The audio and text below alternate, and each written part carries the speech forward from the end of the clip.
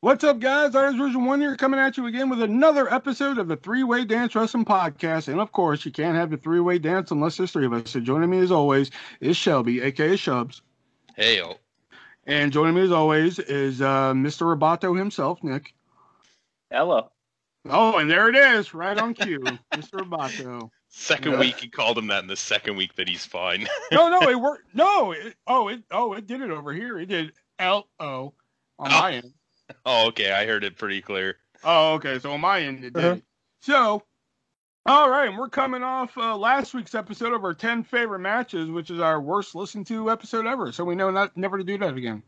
So, yeah. So let's get right into it. It was kind of a slow news week here. So we got a packed show here again. Of course, we got the news cycle here. We're going to talk about Takeover in your house, which I didn't want to do, and before we started recording, apparently Shelby kind of regretted kind of wanting to do.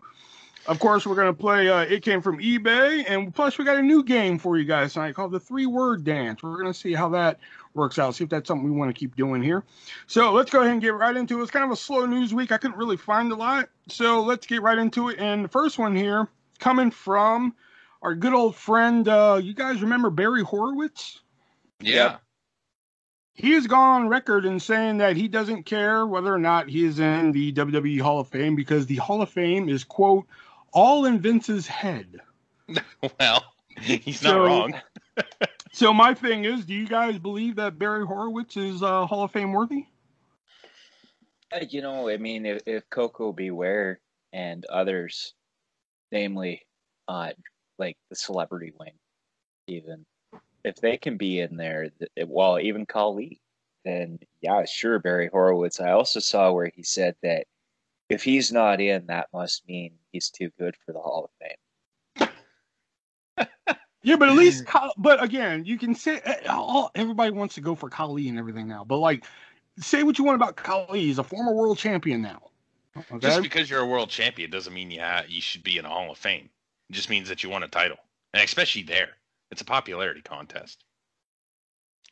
Especially look how popular former world champion Chris Benoit is. Well, kind of did that one to himself, didn't he? And he kind of did it to other people too. Wow.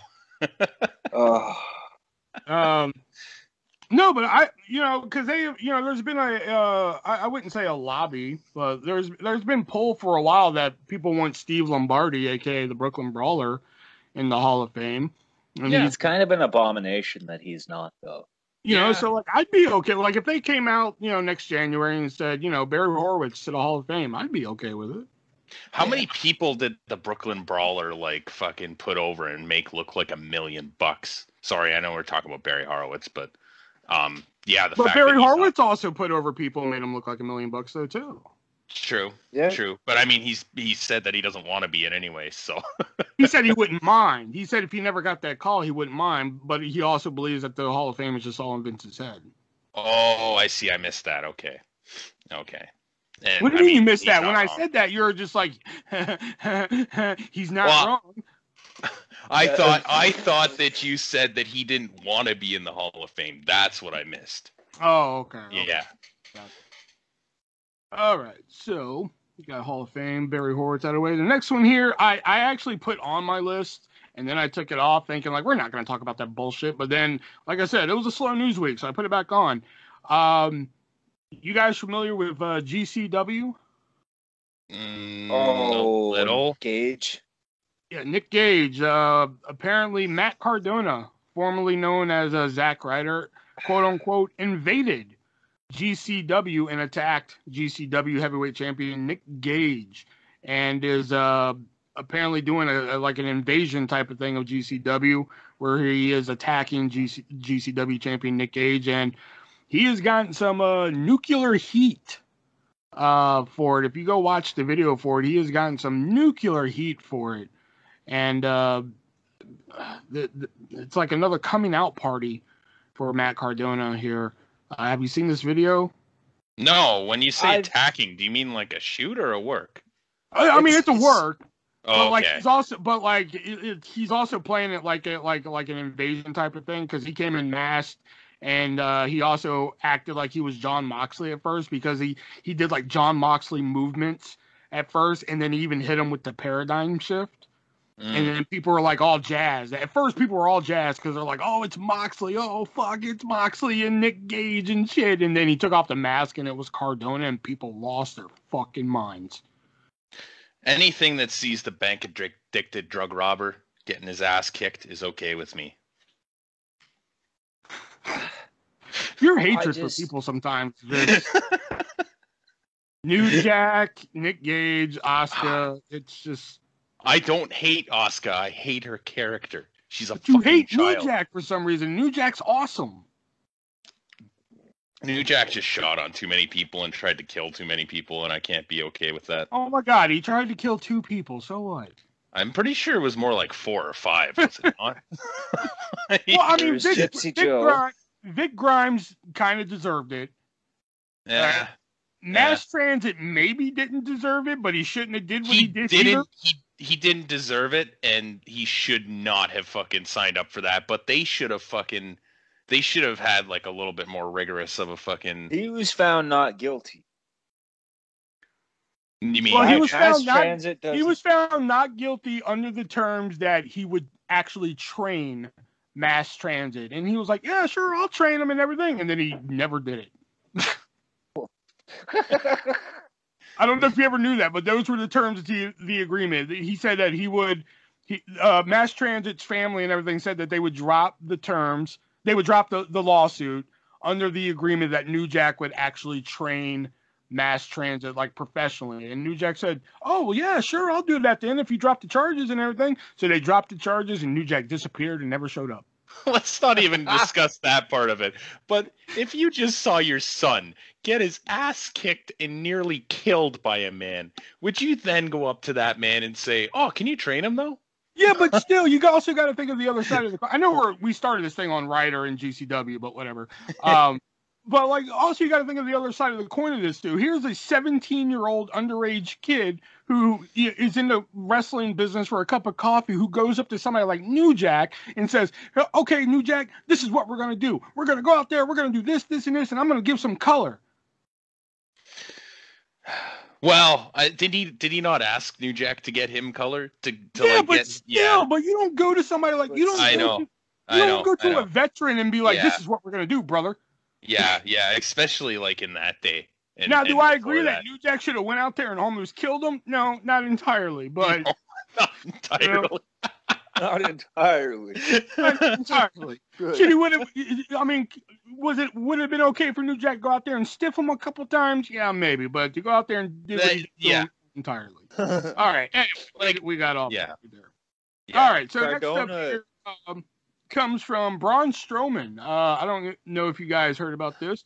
And it kind of relates to the next story too here. But Braun Strowman, as you guys know, released 2 weeks ago now. I don't know if you guys have heard this, but, when most people get released from WWE, they go on the indies and such like that, and they have a price, that promoters pay and such like that. Well, Braun Strowman's no different. Braun Strowman, former Universal Champion, Intercontinental Champion, 2-time Tag Team Champion. Well, Braun Strowman has a pretty hefty price tag for 3 hours of work. Do you guys happen to know? Nick knows because he's laughing. So, Shelby, do you happen to know what Braun Strowman's price tag for 3 hours of whether it be autograph signings or a show they show up? Do you know what his price tag is? I'm gonna go with $1,000. $1,000? Yeah. Oh, Shelby. Oh, yeah. If we were playing, if this was it came from eBay, you really undershot because for Strowman's price tag, if you want, if you're running an indie show or an autograph signing, and you want Braun Strowman to show up for 3 hours, his price tag is $10,000 to $15,000. Oh my fucking God! So he doesn't need the money, obviously. Obviously. So it's either one of two things. It's either I'm going to set my price so high where people don't book me, which is what some people want to do when they don't want to be booked. Some people just set their price too high where they're just like, fuck it, I know nobody will pay this price, so I know they won't book me. Or it's just that's really what he wants, Which leads me into my next story here, kind of, because as you guys know, as many people know, I collect a lot of wrestling autographs and such now. I don't know if you guys have heard this one. It's kind of been flown under the radar here. But WWE / Vince McMahon has now banned former WWE stars to sign their WWE names on autographs. So that means if you show up to Miro with a Rusev picture, he cannot sign that picture Rusev. If somebody catches him, to be fair. Well, I mean... But, I mean, would it be worth the risk, I guess? Oof. I mean, but think about that. End up in the internet. Yeah, but think how shitty that is, though. Just think if, like, a little kid, like, watches old YouTube videos of, like, somebody like Aleister Black, and they think Aleister Black is so awesome. They have an Aleister Black action figure. They go to an Aleister Black, a.k.a. Tommy End, signing. They want this Aleister Black action figure signed Aleister Black, and he can't do it because of fucking Vince McMahon. He has to sign this action figure Tommy End. You know how, like, disappointing that would be? Yeah, it's kind of a shitty thing to do, but I could see why he'd do it. He owns the name and he wants to make money off the main name. Makes sense. I'm not condoning it, but that's just the way he is, right? Yeah. He didn't become the billion-dollar corporation that he is now because he was a nice guy. Yeah, I know. But what about when it comes to people like Matt Hardy? So Matt Hardy can't sign shit no more. But that's his real name. Yeah, I was going to say. That was also his name in WWE. No, yeah, but they wouldn't be able to. That's not part of it. Like, how shitty would that be? Like, Mr. Matt Hardy, can you sign this for me? Sorry, that was my WWE name. I can't sign it. But your name is Matt Hardy now. Yeah. Yeah, I know. That's the shitty part about it. Just signs it broken. It's just sign Matt. Sign Matt. It's like...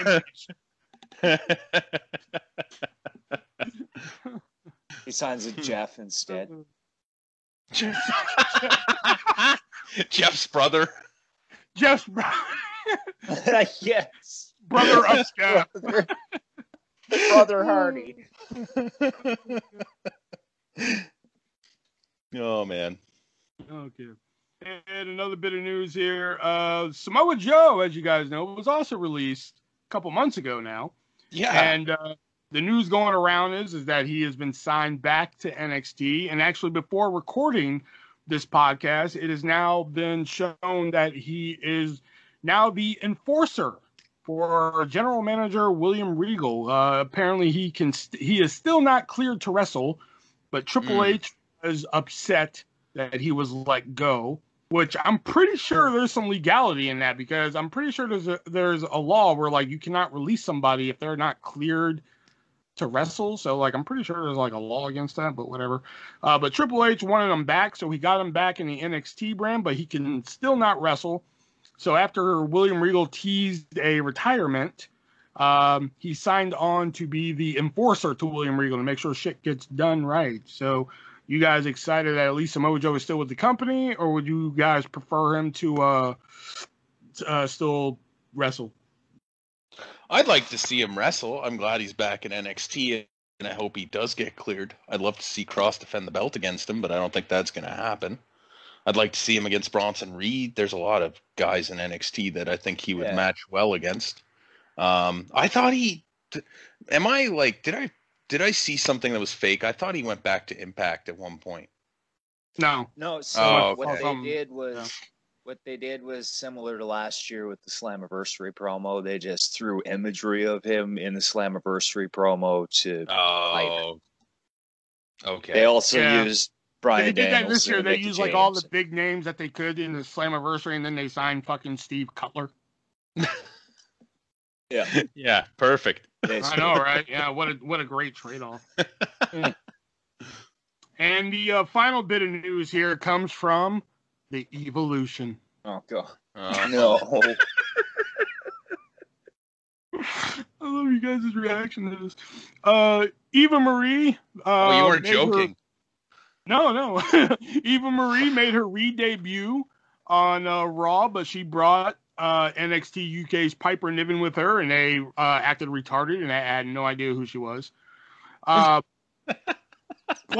the possible names, they're possibly changing Piper Niven's name.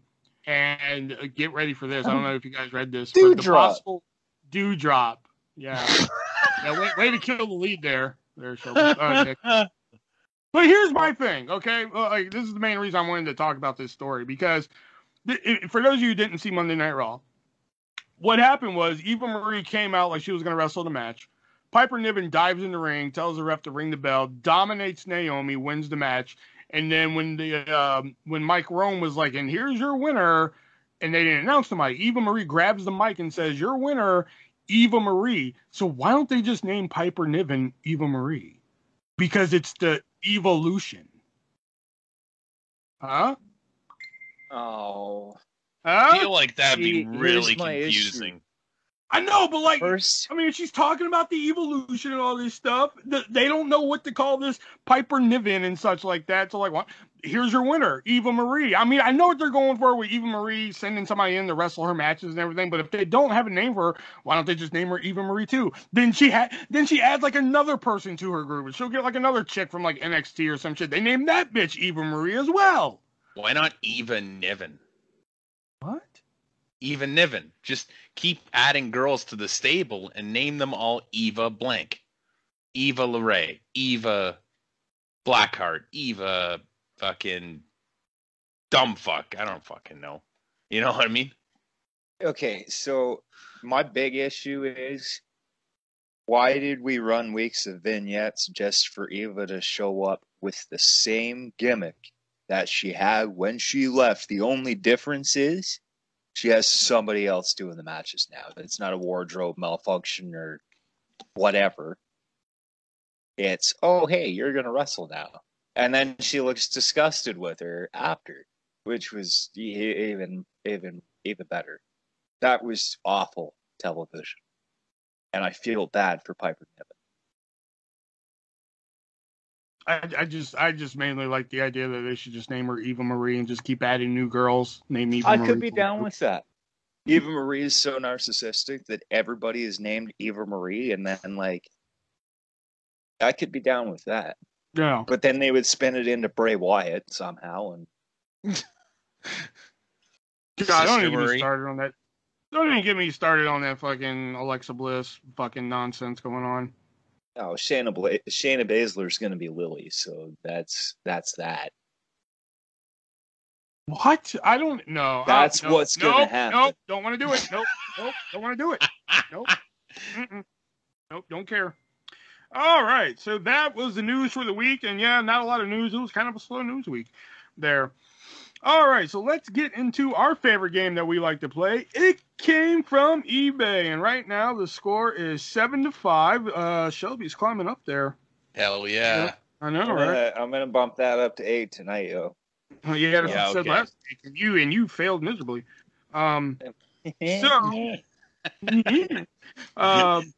So let's get to our first item here, and it is this one right here. It is a Macho Man. So, okay, why am I Mr. Popular all of a sudden? If y'all hear the bleeps in the background, my Facebook going off there. Let me just turn that off here, because there we go. Okay, cool. I don't know why I'm all of a sudden Mr. Popular.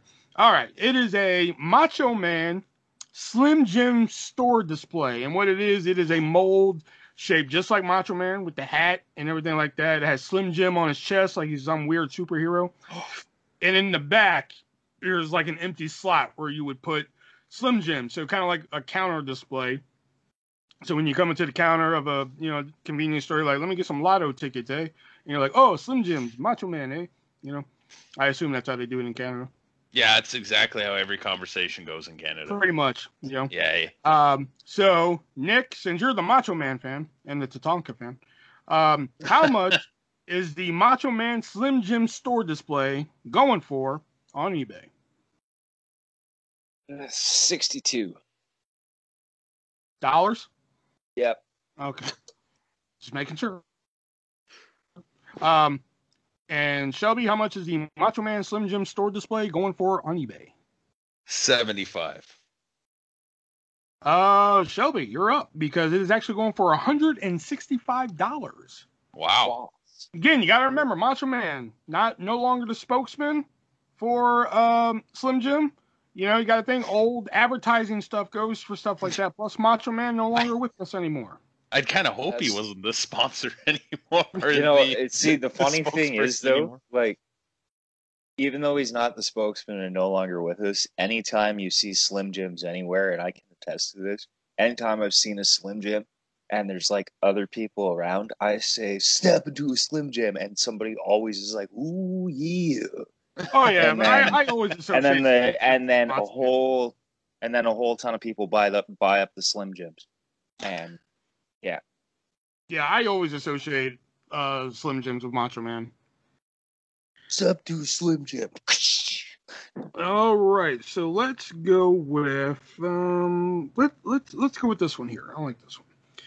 All right, are you guys familiar with Rad Rollers? I feel like I've heard of it before. Okay. Yeah. This is a sealed pack of WWF Rad Rollers, and what Rad Rollers are, they are essentially just marbles, but instead of like a cool little design on the inside there, they are pictures of your favorite WWF superstars. So this pack has Ultimate Warrior, has Hulk Hogan, Mr. Perfect, Jake Roberts, among some others on the inside. I believe you get a pack of 8 Rad Rollers. And they're not the small marbles either. They're like the big fat marbles and such. So, Shelby, for the win, how much is this sealed pack of WWF Rad Rollers going for on eBay? $25. $25. All right. And Nick, how much is the sealed pack of WWF Rad Rollers going for on eBay? $50. And let me do some math here. And the score is now 7-6. Oh, what Fuck the hell? yeah! Because the Rad Rollers, brand new sealed, are going for only $20. Nice. 20. Crawling up. I know, he's one away from tying it up. Next week, buddy. Next week. You're not too likely. All right, but we're still, just for shits and giggles, we still got to do our ass blast. And since we did talk about him in the news cycle, I've had this one written down for a while, so what better time to do this one? And that is the Barry Horowitz ring-worn signed tights. By Tully Blanchard? God damn it. I was trying to get it out. No, they're not signed by Tully Blanchard. They're actually signed by Barry Horowitz himself. Wow. So they're just signed his name, no inscription, no, best wishes, Tully Blanchard, nothing. So Nick, just for fun, because you've already lost this round here, but how much are the Barry Horowitz ring-worn signed tights going for on eBay? $7,500. Okay. And Shelby, how much are the Barry Horowitz ring-worn signed tights going for on eBay? I was gonna go around that too. I'm gonna go $8,000. Oh, Nick, you would have got that one because these are only going for $999.99. Guys, it's Barry Horowitz, not fucking Ric Flair. Jesus. Well, Ric Flair, I would have said over $10,000. I was also gonna say $7,000, and then Nick threw me off with this $7,500. I was like, "Fuck." It would have been hilarious if it was best wishes Tully Blanchard, Barry Horowitz. And you know what? We'll throw it in right here. We'll play our new game here just to see who wins it. It is a game I like to call 3-word dance. What I'm going to do here is I'm going to give you 3 words, 3 random words that will associate to a wrestler. Okay? And what it is that one of you two, it's a free-for-all. One of you two got to get to it first, is what wrestler it associates to. Okay? All right. So the 3 words I'm going to give you here. All right. First word is tough. All right. I know it sounds very generic, but tough, rumble, taker. Those are your 3 words for the 3-word dance. Tough, rumble, and taker. Any idea who this could relate to?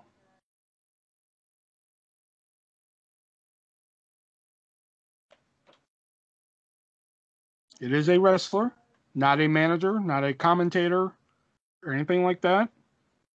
It is somebody who is still alive. They are still with us. So if we guess a name, that doesn't necessarily get us out if we get it wrong. No. Okay, I'm just going to say it. Undertaker. No, not Undertaker. No. Tough Tough Rumble Taker. Kurt Angle? Not Kurt Angle. Not Kurt Angle. Tough Rumble Taker. Steve And Austin. again, once I say the name, you're gonna be like, "Ah, oh, fucker," you know. Steve Austin. Steve Austin, not Steve Austin.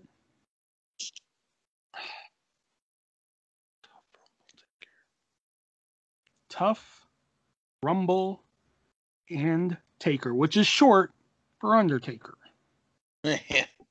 Are those words necessarily in like a certain order, or No, are they they're just? not. Okay. You can put them in any order. Undertaker, Tough Rumble. You can put them in Rumble, Undertaker, Tough, Taker, Tough, Rumble.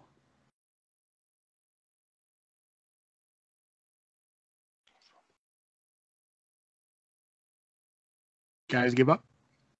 Fuck, I think so. Trying to think because Sid Vicious. Nope.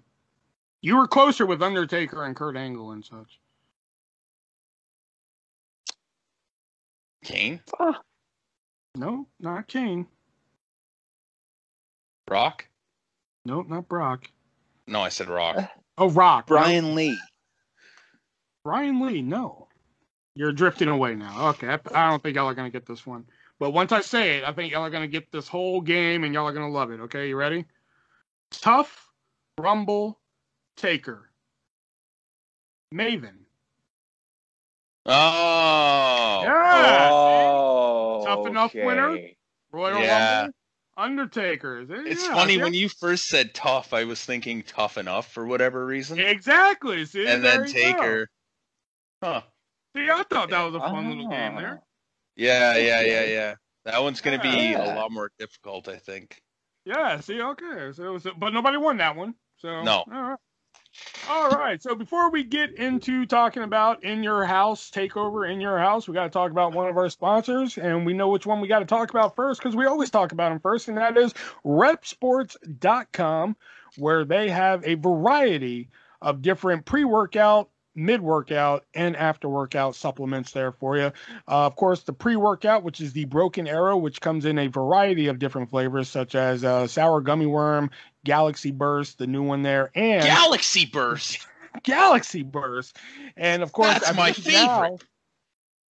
I believe now they have just released also the Baja Lime flavor as well in the pre-workout there as well.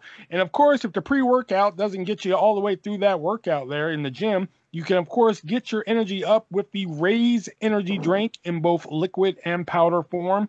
There, I prefer the liquid form. There, it is delicious, and it comes in a variety of different flavors. And launching this week, as a matter of fact, launching this week is the new strawberry lemonade flavor that you can head on over and try out. And Strawberry lemonade. That's my favorite. You just said Galaxy Burst is your favorite. They're both my favorite. Oh, okay. And of course, if you're still all hyped up, full of energy from working on the 24-inch pythons and ripping out the back jack, you can of course get some hyper sleep that's gonna bring you down from all that energy and put you to sleep, all that good stuff. And if you look in the description of this podcast here, there is a link to get yourself a free 4 cans of Raise Energy, and you will get sour gummy worm, Voodoo, I believe Apollo you will get, and of course Shelby's favorite, Galaxy Burst. Galaxy Burst! Exactly. You will get Galaxy Burst as one of your free 4 cans in there. All you have to do is cover shipping, and you have to let them know that Artist sent you from the three-way dance by giving them my checkout code Artist, ARTIST, at checkout. And of course, if you've already tried any of these products, you can go over to repsports.com, use my checkout code there, and save 15% on your entire purchase. And you can also get hats, t-shirts, all that good stuff over there as well. All this and more at repsports.com. All right. Galaxy Burst. Okay, we got it. Galaxy Burst. All right, so let's get into NXT TakeOver in Your House, which is a show that I did not even want to do, but you two outvoted me here. Let me crack. I wish I open. hadn't have. Yeah. Really? Oh god. I'm glad I'm not the only one. I had 3 pages of notes for Double or Nothing for In Your House TakeOver. I have 14 pages of notes here. So No, you don't. Just call his bluff. 13 of the pages is just no Velveteen Dream and no soda make Artist go something. Little bit crazy.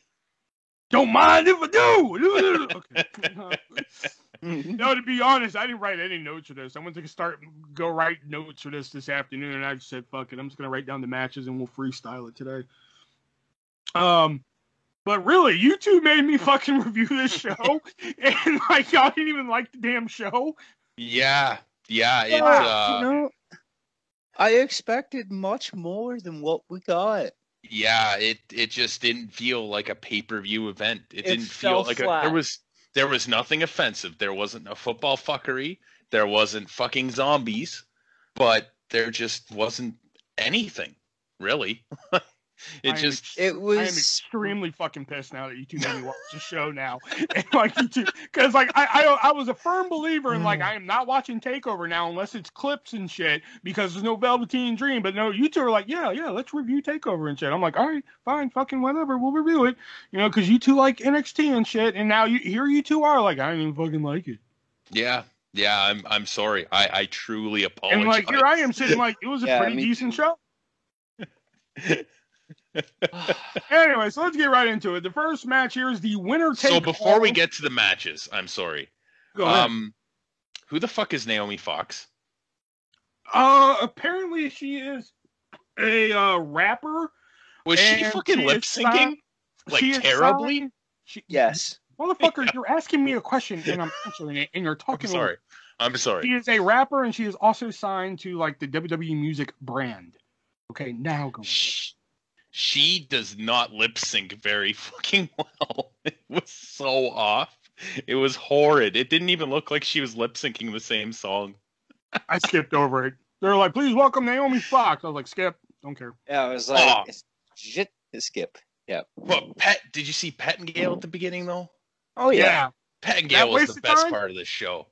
Oh, come on. No, I mean at the beginning. We're like, please welcome Todd Pettingale. Hey, we have a great show for you tonight. Yeah, like, he just really goes brought over him out for that. You could have put him in a video for that. Yep. He had some good moments later.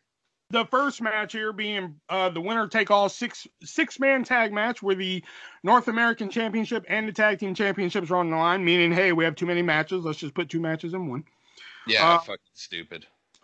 Bronson Reed defending the North American Championship, and MSK, the Metro Street Crew, defending against Legado del Fantasma, which I like and hate that they're moving Santos Escobar out of the Cruiserweight division.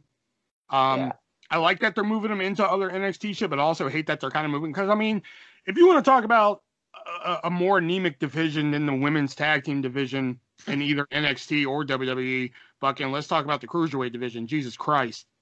Yeah. Oh, man, they just poached Isaiah Scott and Ashanti Adonis. And, they've pretty much got Daivari and Kushida and the Bollywood Boys. And that's basically it. And Tony Nese is basically like the jobber to the Cruiserweight stars now. Yeah, because Brian Kendrick stays home. Yeah, So, I will say there were a couple spots in this match that like I really kind of marked out for. I really liked the assisted 450 that Legado del Fantasma did. I thought that was a really cool spot. I like MSK's finisher, but I like it better when Dark Order does it, when it's called the Fatality. But other than that, I thought it was a pretty, flashy opener. Everybody went airborne, which I thought, because usually when the big man teases that they're gonna fly, usually somebody stops them and shit, but they actually let the big man go airborne this time, even though he did a dive. That bothered me that he did a dive. Yeah, I was like, really? You had to do a dive? Yeah, you have he doesn't five need to other do a guys dive. You have 5 guys in the match that do dives. You did not need to do a dive. You could have even done a splash. Come on. Well, I liked it because, like I said, usually in a match where like they have like the hefty fella, usually like he teases doing like a dive over the top rope or through the rope. So usually he runs off the ropes and somebody stops him. That's usually what happens. And this time it was kind of like Ric Flair and Shawn Michaels at WrestleMania 24. It was like, oh, we finally got to see that fucking Ric Flair move off the top rope. He doesn't need to fly. He has so much more than that. The only spot where I do like him flying is I love his finish. I love the splash off the top rope. It's so impactful. It's incredible. Splat. But there was so much obvious cooperation in this match. It took me out of the match. There was a point where Bronson had one of the fucking I called them Lucha House Party 2.0 because I couldn't fucking remember their name. But anyways, he had one of them on his shoulders, and then the other guy climbed on top of him so that Bronson Reed could do a fucking Samoan drop. It just made it look fucking phony and stupid. And there was a couple other spots. It was way too predictable. Well. Not to mention, it was I was not once sold during the match that Legado del Fantasma would win. I thought going in that they would, but I don't keep up with NXT that well. I just know that Santos Escobar has been really hot lately, so I honestly thought that they were going to take it, and I thought that's why they made it a 6-man tag, was so that Bronson Reed didn't have to take the pin. Well, and plus Bronson and MSK are recently the new champions, so it really could have went either way. And I think that's probably why they decided to keep the belt on him here. I imagine at some point Santos might actually beat Bronson Reed for the North American title, and at the end of it I put that I would have rather seen a tag match and a singles match with these guys than the 6-man tag. This seemed like a Raw NXT match. It was an NXT main event with titles on the line. Yeah. I mean, it's something different. I get that they were going for something different. It's something you don't see all the time. Winner take all the time. I mean, honestly, did I need to see another MSK Raul Mendoza fucking Zima Ion match or fucking whatever he's called there? No. So I kind of like that they did something different here. And also the Santos Escobar just picking up Bronson Reed like it was nothing. And Michinoku. That was insane. I couldn't believe he fucking did that. That was crazy. He picked up Bronson Reed like he was just another fucking cruiserweight and just drove him down. Yeah. But overall, I thought it was a nice, fun opener. I had fun with it. I thought some of the spots were really cool. I do think, I actually thought about doing this episode one day if I can actually think of a whole bunch of them. In fact, I'm going to write it down right now just in case. There's a lot of wrestling cliches that get, tossed around. And one that, I think is really cool, but one that's also starting to get overused is being driven through the barricade. Yeah. And, while it did look cool, don't get me wrong, seeing Escobar getting driven through the barricade, it's just damn, it's we've seen it, dude. Yeah. Yeah.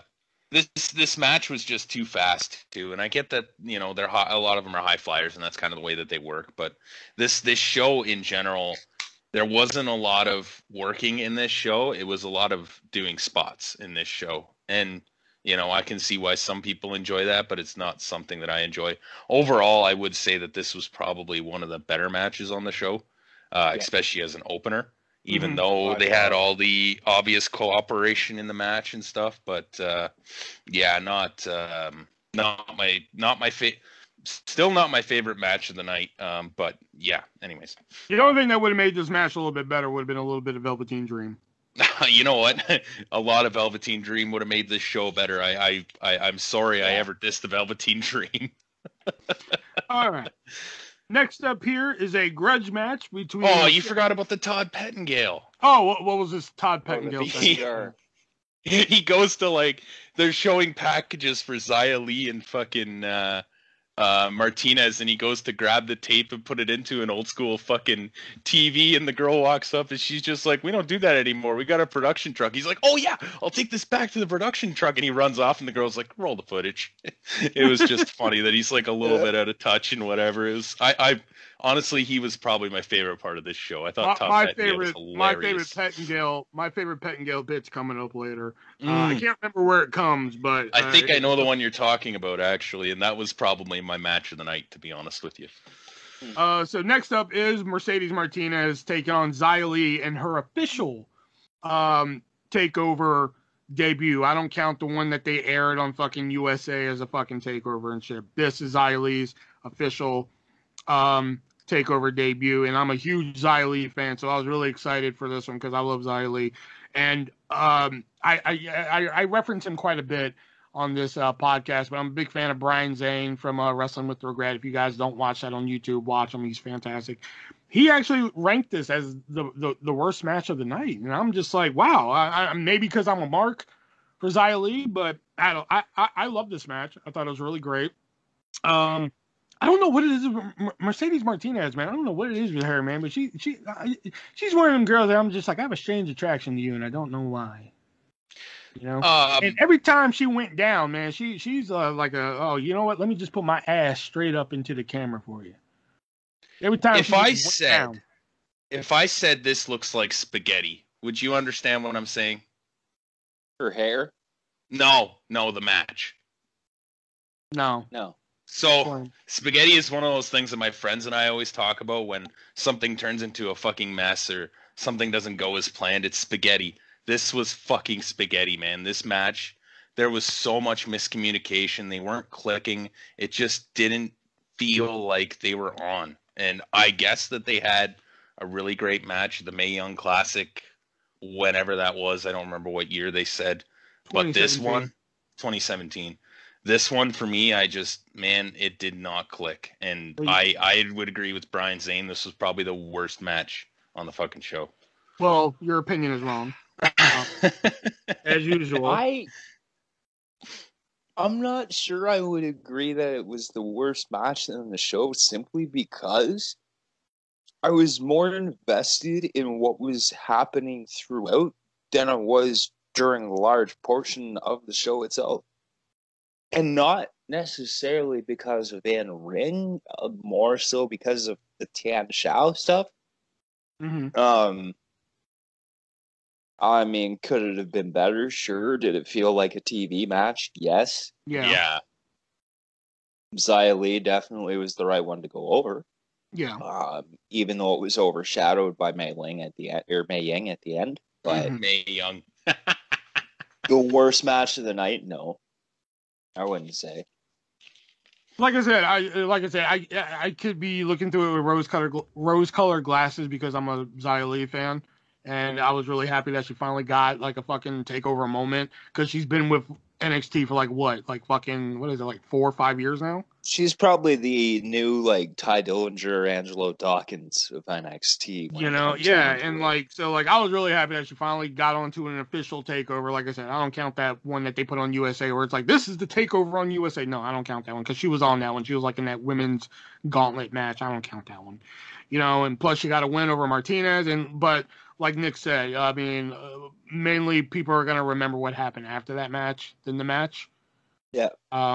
But I mainly just liked it for Xia Li. I mean, and Martinez, whenever she went down to sell something, she just stuck her ass straight up.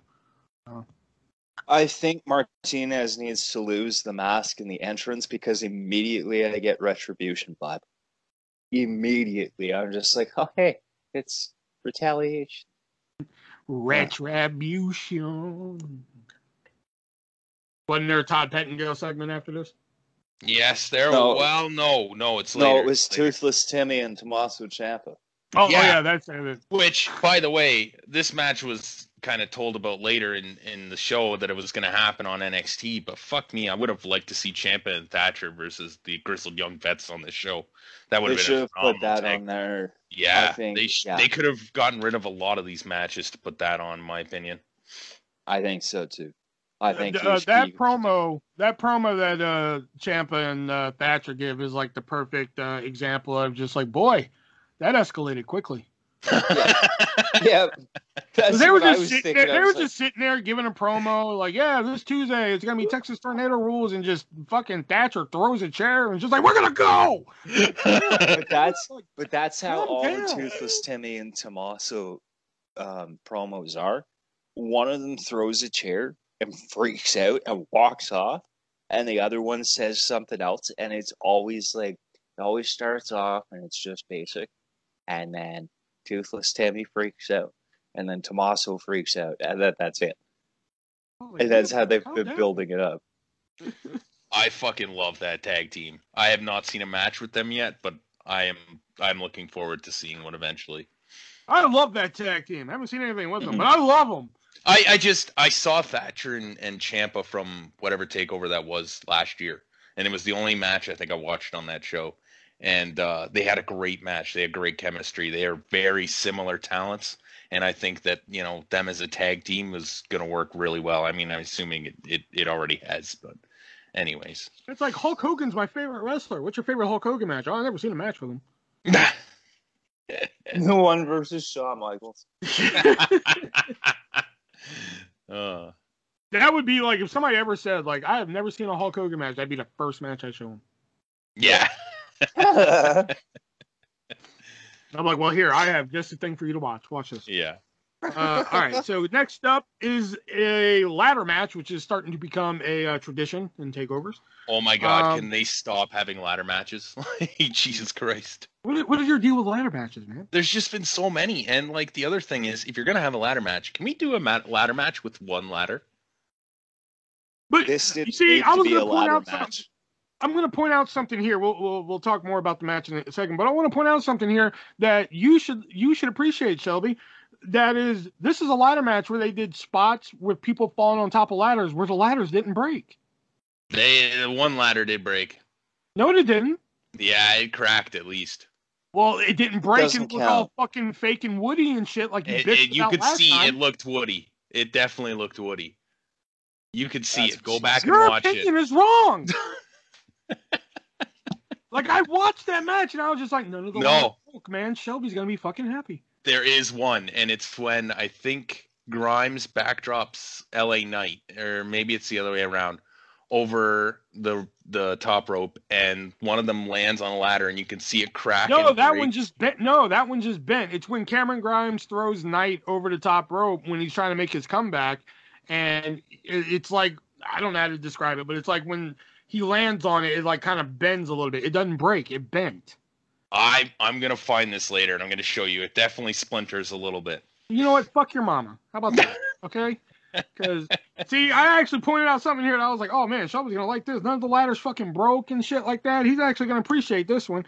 Anyway, LA Knight and Cameron Grimes compete in a ladder match for the now NXT $1 Million Championship, apparently. I hope this is a non-sanctioned title. I don't really want to see it make like a huge comeback. I feel like Grimes would have been the better winner of this match, but I do like the idea of Knight holding the title for now and then maybe just forgetting about it, or Ted DiBiase comes back and takes it from him, or I don't know.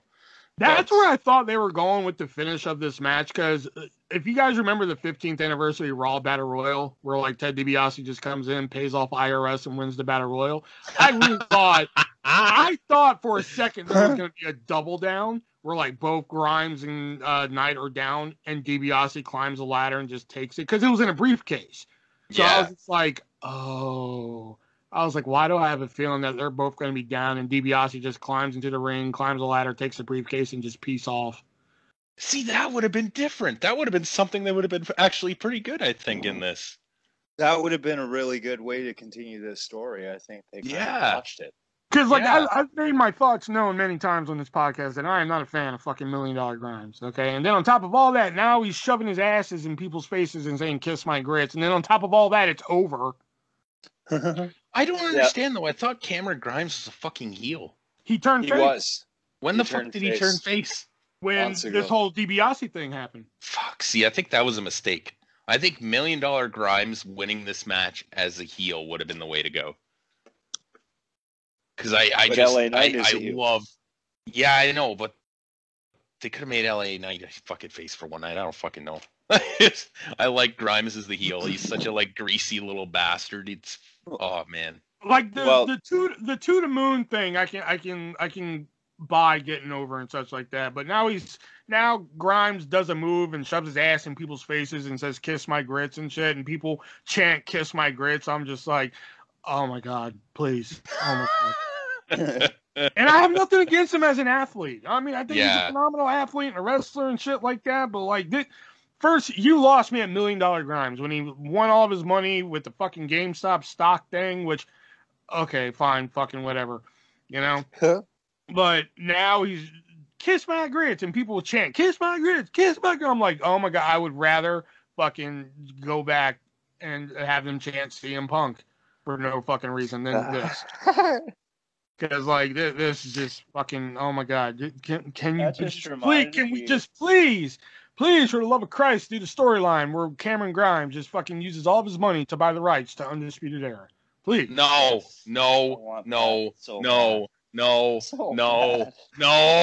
The Undisputed Era Cameron No. Grimes. No, do not ruin the Wears Undisputed 4 Era. armbands. If he did the Undisputed Era all by himself, I'd be game for it. Where he's just Undisputed. He's all Era 4 Cameron members. He's the Messiah of the backbreaker, Cameron Grimes. That would be okay, but just to like what you were Imagine saying, if have he him somehow replace was Adam tagged Cole is just himself. stupid.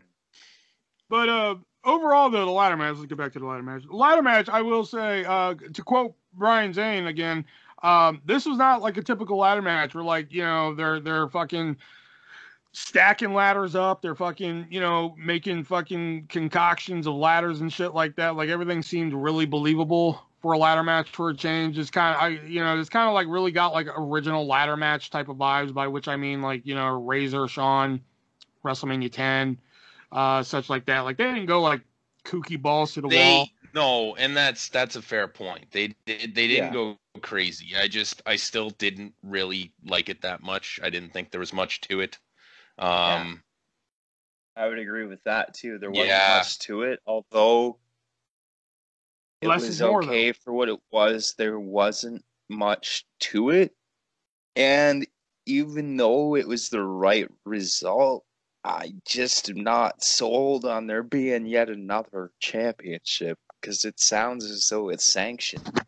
And that's the Yeah, thing, it though. really does. That's the question I have coming from this match. Okay, so let's say it is sanctioned. LA Knight's now the NXT $1 Million champion. Where does it go from here?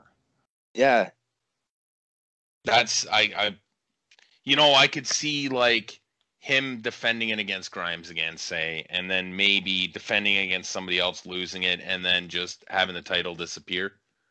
But but then what was the point? Because it'll do nothing to get either of them over. Mhm. yeah. Or maybe this is maybe this title they used to get the comeback we never knew we wanted, and that we get the NXT run of Virgil. I was just about to say Virgil, and I was like, he's not You going there. know, I mean, they did that with Ted Jr. with Virgil, so I wouldn't be surprised. No, I mean like LA Knight's the $1 Million champion, and Virgil comes back and he's like, I want what's mine. And we have LA Knight versus fucking Virgil at TakeOver Vegas. What about LA Knight versus the Ringmaster? Oh, come on. Fuck it. LA Knight versus Otto Von Ruthless. Fuck it. Otto Von Ruthless. Let's just throw it Chili all mix out Breeze. there now. It's Big LA Knight versus Dink the Clown. Like, great. Okay, now you're just talking stupid. Oh, because we weren't before. Okay, now I think it's the Todd Pettingill sketch, right? Nope. Well, there was one of them, but there's two left. Which one? This Which one's next? This was the Suge Knight one. Suge Knight. Yeah. Okay, I didn't see this one. I must have skipped it. It was what's the stable they have now with the three black dudes and the girl. Hit Row. Hit Row. It's Not the one Suge guy. Knight. The one guy's like a big dude, and they're called Hit Row. And I was like, oh, Suge Knight started wrestling. Okay, no, that dude is what's his name? AJ I don't even think he's as tall as Suge Knight. AJ Francis. That's it, AJ Francis. I like it. Top dollar, AJ Francis. Yeah. I like Hit Row. I don't All right. really remember what happened in that though. They just they were talked. Todd Pettingill was pimping out NXT merch, and then Hit Row shows up, and they're just like, we have a single out right now available on Apple, Spotify, all this shit, and then they just kind of peace off, pretty much. Yeah, okay. Do they really? Pretty much, yeah. I think he's referring to the song. Oh, yeah. Apparently they do. Yeah. And next up, we have the NXT Women's Championship match with Raquel Gonzalez defending against Ember Moon in a match that just seems like, hey, we need a Women's Championship match on this show. Why does Raquel Gonzalez wear the championship on her fucking ass? So she can flex the fucking shoulder muscles and shit.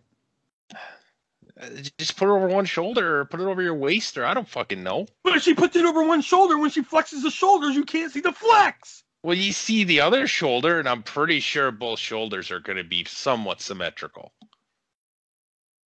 I don't think you get it. Obviously, I don't. No, you don't. Anyways. So, let me just check this out. Okay.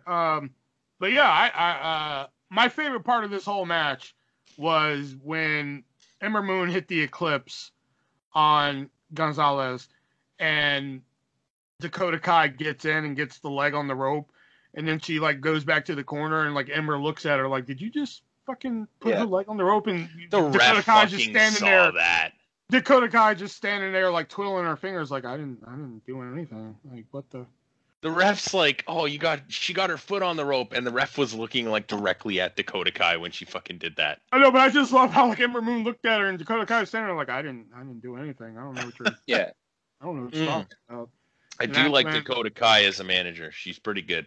Yeah, She's you pretty know good, that was like my favorite spot of the whole match. That and the fucking how Gonzalez got Ember Moon into the one-arm powerbomb. I thought that was Oh my god, that is an insane fucking move. You know, Yep. like how she got Moon into that finish was insane. But other than that, you know, people were just like, "Oh, this was like her best outing as champion yet," and I'm just like, I disagree. I thought this was. I love. It was a nice showcase match for Raquel Gonzalez, but it wasn't anything special. Yeah, exactly. That's how I feel. I love Raquel Gonzalez. I mean, she's like one of my favorites in NXT at the moment. But this right here was just, oh God, it wasn't a bad match, but it wasn't like 5-star either. I thought it was pretty mediocre. Yeah, for the most you know, part. that was just like that was the only thing I could really remember from it was like she puts the leg on the rope and then like Moon looks at her like, what the shit? And then she's like, I didn't do anything, man. Yeah. Like, you know? So Raquel Gonzalez retains, of course, because like I just think I think it was just like we need a women's championship match. I guess throw Ember Moon in there. Yeah. You know. Yep. Yeah. Y'all have anything else to add about this? Nope. No. All right, and that was the main event. So let's go on. All right, let's go to the Sportster list of the week.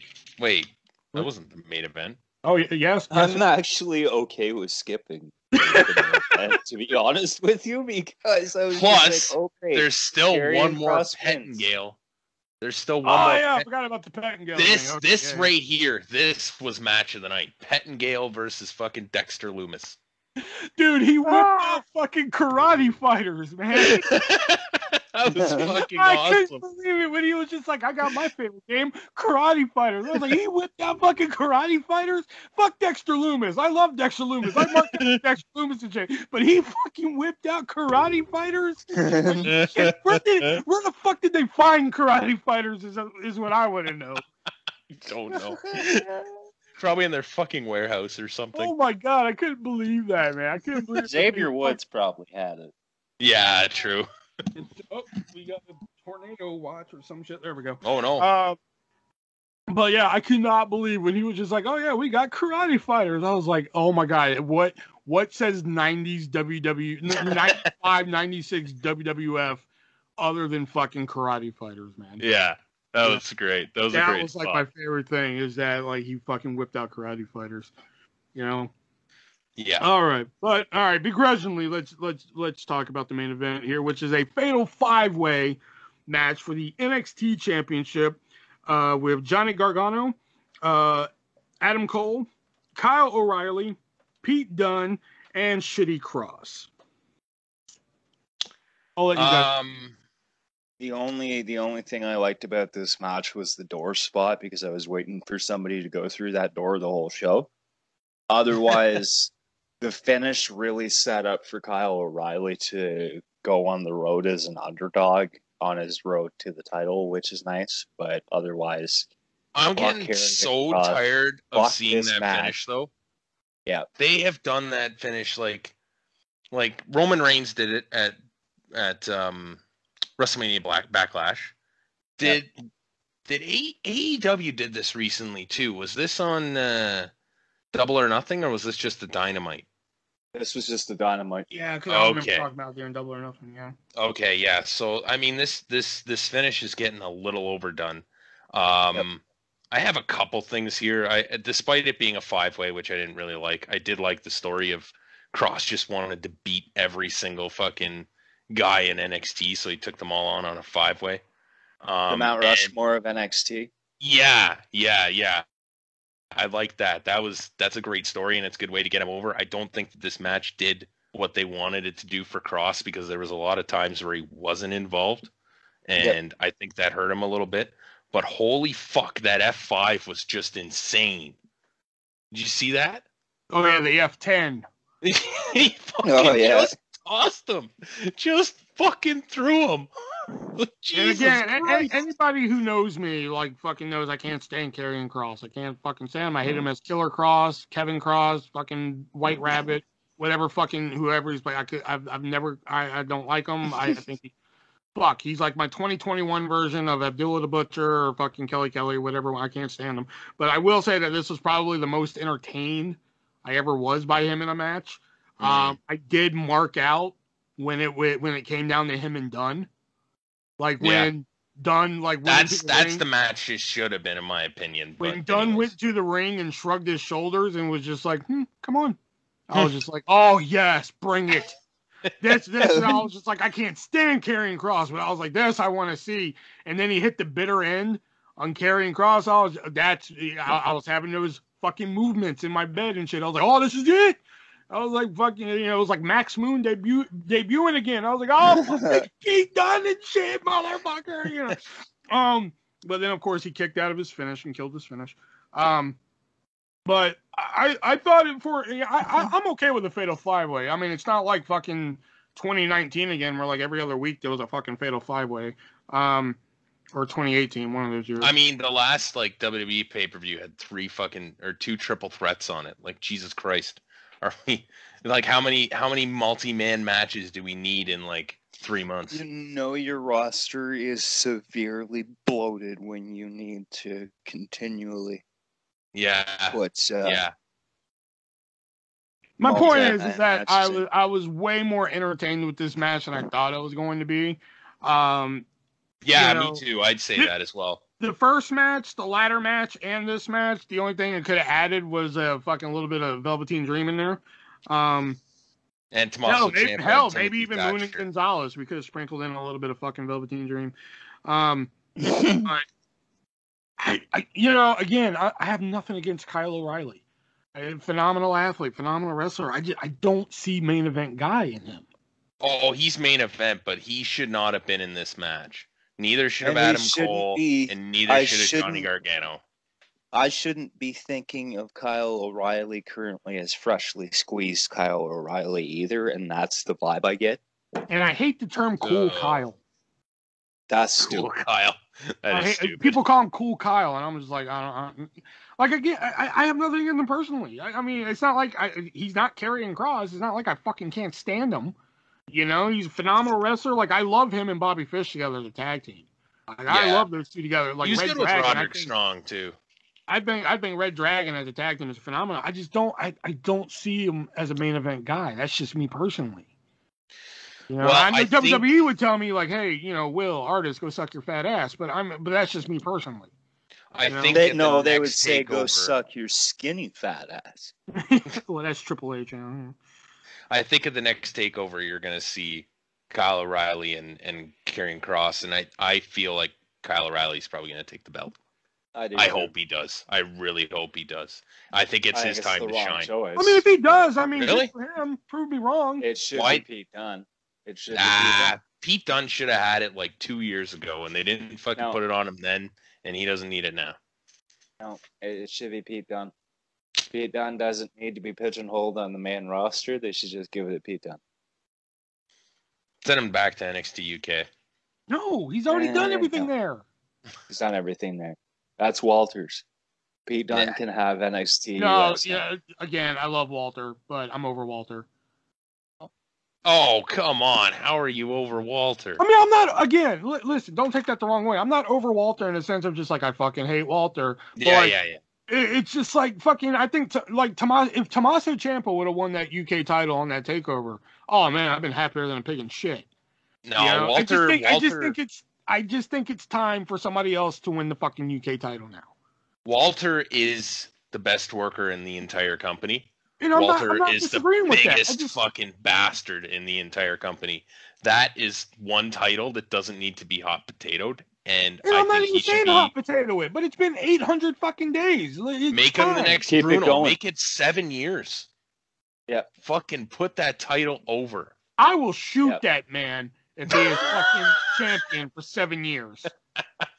This is not fucking 1950s anymore, man. You know, that 7-year title reign shit doesn't work anymore. Sure it does. It's working. No, right it How do you doesn't. know? How do Yeah, you know? how do you know? Nobody does it. Yes, people Nobody get does it. pissed. John Cena. Okay, John Cena's a different scenario. You're talking Fruity about the top Pebbles is title in the different. company. Then when a guy can literally smack somebody and it hurts like anybody watching, like that dude. Honestly, like- what I would like to see is I would like to see guys from the main roster go to NXT UK and challenge Walter because he's that big of a deal, and the NXT I'd like to see UK Walter as Championship the belt is that collector. big of a deal. Well, yeah, I could dig for that too, but maybe Just they do that later. unifies all the belts together. Becomes He the gets champion. tired of just being NXT UK champion. He's going to with Imperium. He's going to take over the entirety of the WWE. And like as he collects the belts, he just discards them. I don't want this one. I don't want this one. Oh, I like Oh this my one, God. but I don't want it. And they just get retired. And like so, it just gets down to tag team and like an intercontinental and a heavyweight. But as time goes on, Walter just keeps retiring them. This doesn't mean anything. This doesn't mean anything. Oh, this one's nice, but it doesn't mean anything. Yeah, I could dig for that, man. That'd be fucking cool. My whole point is I just think it's time for a new champion. That's my whole point. He Well, wins your- the tag your opinion titles is by wrong. himself and just gives them to Ickner and Barthel. Just, I don't want these. I don't Maybe know if one- I'm no, okay I with don't- that. I just wanted to win them. Wins them. So, Just he doesn't defend them, just wins them. Ickner, Barthel, hold these. But sir, hold them. You defend them. You can have them for that. well, he's got to drop the UK title so he can go make the Walter porn. He No, doesn't have to that's drop the after he's title. The belt collector. Yeah. He's got to have all the belts with him while he's doing it. Just on top of the belts. Yes. Oh my god! Now I know why people didn't listen to the last episode. I don't think we talked about that in the last episode. That was the episode before. No, I it's see. because your opinions are wrong. That's why. Oh, I see. Yeah. So We'll watch another Kenny Omega match. On a scale of 1 to 10, what do y'all rate NXT Takeover in your house? Solid 5. Yeah, I'm gonna go a little bit higher just because nothing offended me. I'm going with a 6. Match wise, I mean, like, I enjoyed the matches that I watched. So, like, on that note, I mean, even the fucking Karrion Kross match, which, I mean, I didn't call that one. If you would have told me, I would have ended up enjoying the fucking Karrion Kross match. I would have been like, bullshit. I do believe that all 5 matches, right? 1, 2, 3, 4, 5. All 5 matches could have used a sprinkle of some fucking Velveteen Dream in them.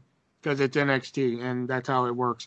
They all could have used some fucking Velveteen Dream in them and shit. So, yeah, I'll go one higher. I'll say about 7. Because I wasn't like, they weren't like, not all of them were barn burners. None of them were barn burners. And, well, I mean, that's my opinion. Because I really I thought the first match was a really fucking fun opener. I'm a big Xia Li fan, so I ended up enjoying that one, even though people didn't enjoy it.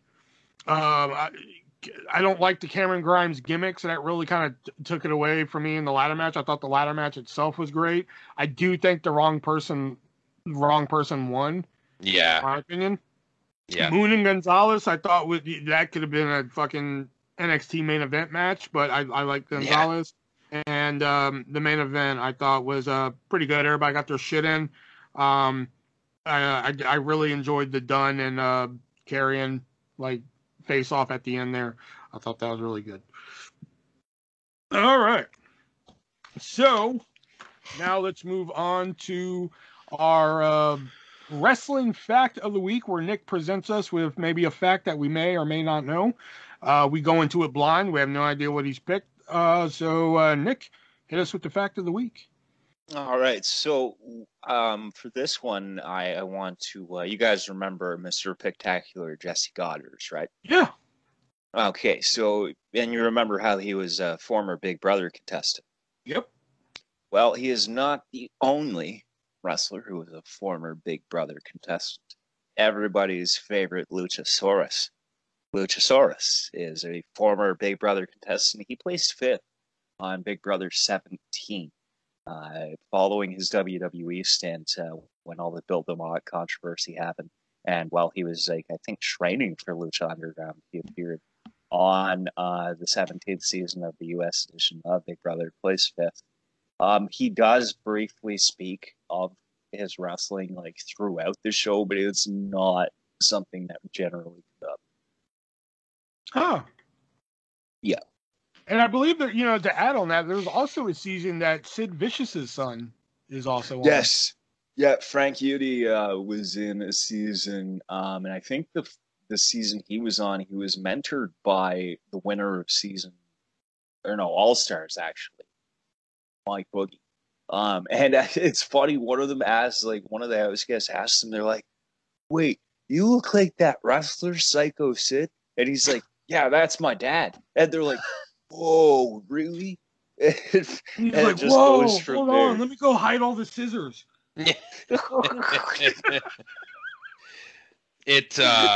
During that season of Big Brother, it must not have been baseball season then. No, yeah, because Frank Softball. Also Softball, yeah. Same thing. You ruined it. Same thing. No, it ain't.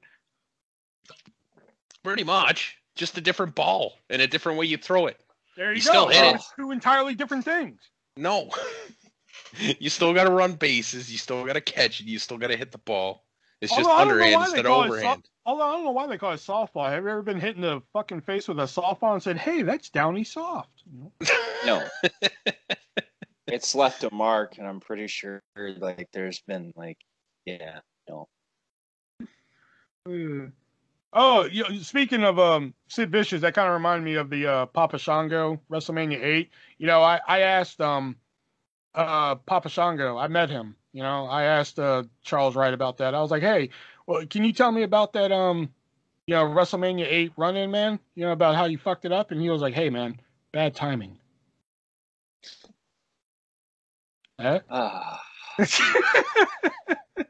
Moving on. All right. Before we get to our sports list of the week, which is going to destroy fucking Shubs' psyche, we got to talk about our other sponsor here, and that being HardToFindTV.com and their sister site, FanMadeDVD.com. Where on those websites you can find hundreds, if not thousands, of TV shows that are not available on DVD. And if they are available on DVD, you can get them for a cheaper price. And not only that, they're available on DVD, but you can also upgrade them to Blu-ray if you want them on high definition quality there. And if they don't have a show listed on that website that you're looking for, you can email them a request and they will try their best to track down that request and slap it on a DVD for you for a fair price. Now, if you go over to hardtofindtv.com, you can only pay with Amazon Pay. Now, if you love paying with Amazon Pay, it is going to work out perfect for you on that website. But if for some reason you don't have Amazon Pay or you don't want to use Amazon Pay, you can go over to fanmadedvd.com and you can use your credit card, you can use your PayPal, you can use Amazon Pay there as well, and you can use all of the forms of payment there, as well as using my checkout code ARTIST on both sites and save 15%. How do you spell that? ARTIST will save you the 15%. Now, for some reason, you go over to both of these websites and you don't find any show that you're looking for, and you email them and say, hey, I want this show, and for some reason at all, Tim and Emily, the great people over at these websites, cannot find this show, you know what I say? If they don't have it, you don't need it. Head on over to hardtofindtv.com and fanmadedvd.com today. Use my checkout code ARTIST and save 15%. All right, so let's get into the sports list of the week, which, oh man, I have been waiting all week to do this. So, the sports list of the week is a ranked list. The 10 best factions in WCW history ranked. oh no. Oh, yes. And it's going to kill Shelby. Because coming in at number 10, is the Four Horsemen. Oh, good What? Lord. Are you fucking shitting me? The Four Horsemen are number 10? Wait until you see who's number 3. Oh, boy. It's 3 count, isn't it? No. So yes, number 10 is the Four Horsemen, and it says the NWO and DX don't exist without the Horsemen. So they should be number 1. I kind of disagree with the DX part. I think DX doesn't exist without NWO, but well, yeah, that's fair. The Horsemen, Evolution, and the Undisputed Era are near carbon copies of the Horsemen squads. The Quartet of Deliverance was the first group to break through and be recognized by sports and music stars as well as their peers. Coming in at number 9, the original New World Order. Whoever Really? wrote This list needs Number to be dug out of 9? history and shot. Are these guys fucking stupid? And they're talking about Hogan, Hall, and Nash, not the fucking 47 that came afterwards. The trio wreaked all kinds of havoc on WCW and made fans and even some of the boys think that they were there was a real invasion happening. The cops were called when Nash heaved Mysterio into the truck. It was when... Oh, wow. I actually didn't see this. They actually made the joke for me. It was when the 153 other guys that joined up in the faction started to lose merit. Yeah. Number 8. Oh, go ahead. But that doesn't mean it should be at number 9. Yeah. Oh, God. We haven't seen Oh, nothing no. yet. Coming in at number 8, The Dangerous Alliance. Okay, wow. Eh. This has Paulie Dangerously, Rick Rude, Arn Anderson, Larry Zbyszko, and Bobby Eaton. They also added Medusa as their valet, and finally Steve Austin as their young gun. That's honestly probably not far off. Okay. If this were like a normal list, then I think Dangerous Alliance at number 8 would make sense. But considering where this list is going, Number Okay. 7. Number 7. Team Canada, Oh, okay. which was Lance Storm, Elix Skipper, Mike Awesome at one time, and at one time Major Guns and Jim Duggan. Above the fucking Horsemen. Dude, I'm telling you. I know. It's I can worse. feel it. I can feel it. Lance Storm might be the best and most crisp Hey. worker WCW had in the company's declining years, but with all due respect, the guy didn't have a lot of charisma. That No. became part of his character when he would ask the crowd to allow him to be serious. But he also was so good in the ring, he started amassing championship and followers. His Team Canada had renamed the U.S. title, Cruiserweight, and Hardcore title into the Canadian Heavyweight, 100 kilos and under, and Saskatchewan Hardcore International titles, which I used to I do love. like that. That is fucking hilarious. Saskatchewan Hardcore International. Saskatchewan Hard. No, I used to love the 100 kilos and under championship. Yeah. That's solid. All right, here we go. Number 6, the Filthy Animals. Okay. Eddie Guerrero, Kidman, Conan, Rey Mysterio, and Juventud Guerrero, and also Disco Inferno at one time, and Tigress, I believe. Oh. Was this a Dave Meltzer list? Let me see who wrote this. No, it's Sportster, so it can't be Dave Meltzer. By Eric Rhodes, published July 17th, 2019. So this is a couple years old, but still. He shouldn't. I hope he's just. In the spirit of another group of degenerate friends, the Animals began as a cool group of guys who did whatever they wanted to whomever they wanted to, but like the latter days of WCW, no one knew how to capitalize on what this group of talent was fully capable of. Number 5, the Diamond Mine. What? Simon Diamond? No. The Hall of Fame Yogi DDP tried every old school carny trick in the book to find a gimmick that stuck. In the end, as the old saying goes, he had to just be himself. Long before that, he had not one but 2 different factions that would help propel several stars of fame. He updated the Exchange from AWA and debuted the Diamond Mine in WCW. The squad featured not just the Freebirds, but Scotty Flamingo, Vinny Vegas, and the Diamond Stud. Most fans know these 3 as Raven, Kevin Nash, and Scott Hall. Oh. Again, above the Horsemen. Oh. Above the NWO. Yeah, above the original NWO. Number Which 4. 2 of those men are in? Number 4, Team Madness. Oh no. Which featured Randy Savage, Medusa, Mona, aka the future Molly Holly, and Gorgeous George.